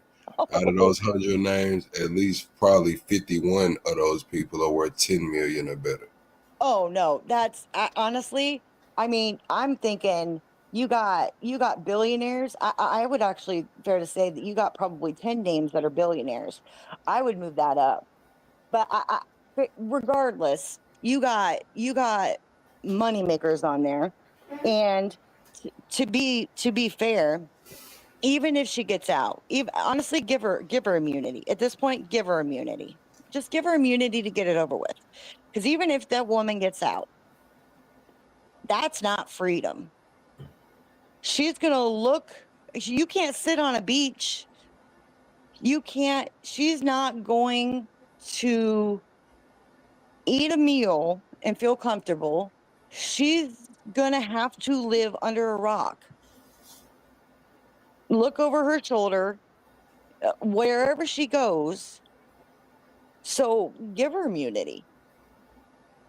Get it done with, because I don't think anywhere she goes in the world she's going to be like, oh, I'm so safe, secure, and I'm free, and life is just so grand. I don't think she's ever going to outrun it. I don't care, even if she got a complete makeover, plastic surgery, wherever, you don't think that someone could pay to find those records? No, for sure. How you feeling about the Manhattan Mayhem shooter blaming CTE for the reason him walking into that NFL headquarters? Okay, you'll have to tell me about this. So the guy that shot up in New York yesterday, he shot up the building downtown Manhattan. Oh, I don't know about this. Okay, so a guy drove from Vegas cross country to New York, double park downtown Manhattan, jumps out of the car. I'll pull up a picture of him. Hold on. Jumps out of the car with the M4, walks into this building, and shit, kills 5 people. And one of them was an off-duty cop. They're saying that he's I guess he's Asian American, Japanese American. I think he was born in Hawaii, raised in Vegas. But basically he had a manifesto on him. The manifesto said that he shot himself in the chest, and the manifesto said study his brain, and he's blaming CTE for his mental issues. And he said that the NFL does not care about people. They're making people basically mess up their brains for profit. So that was in his manifesto. Wow. Well, I mean, they've been doing research on the CTE, or the brain issues on people in the NFL for probably, I want to say, almost 40 years. And the better That's him right there, Cheryl. Okay, let me take a look. Goodness.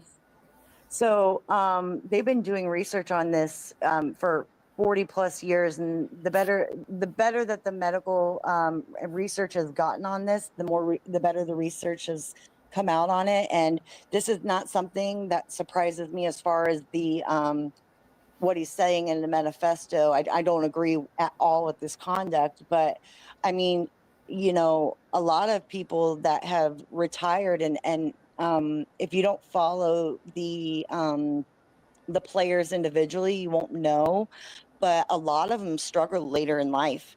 Some of your favorites struggle later in life with cognitive decline, dementia symptoms. I mean, your favorite players. And so, and some of them are lucky enough to either pay for or have documentaries made about it if they feel vulnerable enough to do that. So it wouldn't surprise me that, I mean, the NFL doesn't want to pay these players especially afterwards. It's not like, unless they all get together to sue the NFL later in life, but I don't know what they make them sign, you know, in the contracts. That's how they found them right there. Shot himself in the chest so he could leave his brain to be studied, because you know they can only diagnose CTE during the autopsy. Yep, during the autopsy. Well, they're finding through the some of it through the electro. Well, I don't remember what it is. The ECGs and like cognitive scans, but a lot of it once they get further along in the degenerative process in the athletes, it's mostly based on the symptoms. So they scan the brains, and while they're still alive, they'll do a lot of like the athletes that are in the best shape of their life. They can do things with their hands and their feet. Some athletes that used to throw the ball, catch the ball, they struggle even gripping the fork to feed themselves. Nah, Like, straight up. Hold on, Shell. Typical. Yes, he shot himself in the chest. I don't know about the heart, but we were wondering yesterday why he chose to take his own life through his chest. We were like, that normally doesn't happen. And it comes to find out they're saying that the 3-page manifesto suicide note that he had on him was coming at the NFL, blaming his head traumas to CTE, blaming his mental illnesses to CTE, and he wanted them to specifically study his brain and see if he had CTE and if that was the cause of his mental illness. So yes, he shot himself in the chest. I don't know if it was the heart, but it was the chest. Go ahead, Shay. No, it's tragic, you know.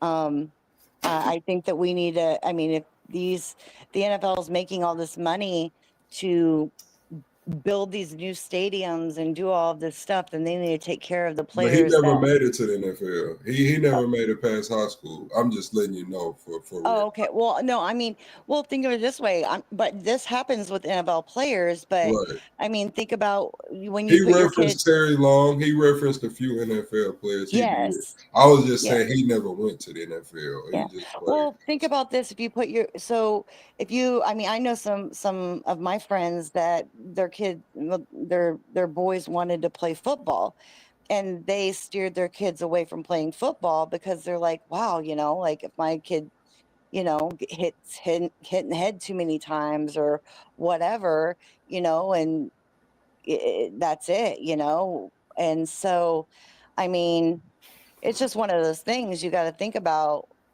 you know, especially if they have aspirations to be like, if they want to, I mean, if they really love the sport, you got to weigh that pros and cons, especially if they have aspirations to actually do something else other than sports. If they really want to do education, if they really have high intellect or whatnot, and then they're out there getting hit in the head with a helmet in high school, they don't have necessarily the best helmets in every school. Hell yeah. Yeah, man, this is crazy, man. It's crazy. I don't know if it's an attack on the guns or if he really had a problem, man. I don't know. I mean, if anything, it could be, I mean, to be honest with you, I saw something earlier tonight. There's this amazing man of God or whatever, and God really speaks to him. And he talked specifically about New York City tonight, that God kind of, he gets these visions from the Lord at times. And he talked about New York City and specifically. And he said that, you know, and it doesn't really give him a timeline, but he said there's going to be a mass exodus from New York, like, you know, maybe hundreds of thousands of people like leaving New York City and the surrounding areas. And then like it will burn, like not necessarily to the ground, but there will be massive fires. Like people won't be able to stay there. And he said it's going to be because of poor election choices. That people won't either be able to afford to live. It's too dangerous. Like something's going to happen within New York City. like people are dying there, like crime even right now is really bad, but at some point in the future. And he got that within the last few weeks. Yeah, I can see it happening. I mean, New York's the financial capital of the world. You know, you got Wall Street there. You also got a lot of congested area for a biological attack. You got a lot of things going on, so I believe it. But yeah, shit, we at 3 hours. We finna wrap it up tonight. Okay. Be sure to subscribe to the backup channel, Shell Debate Nation. They've been, you know, doing a little weird shit with my channel and shit. They had just knocked me offline. I had to retake the, I don't know, I had to reset my Wi-Fi, everything. But yeah, Well, we do you know have I got you. a backup channel. We'll be back live tomorrow, chat.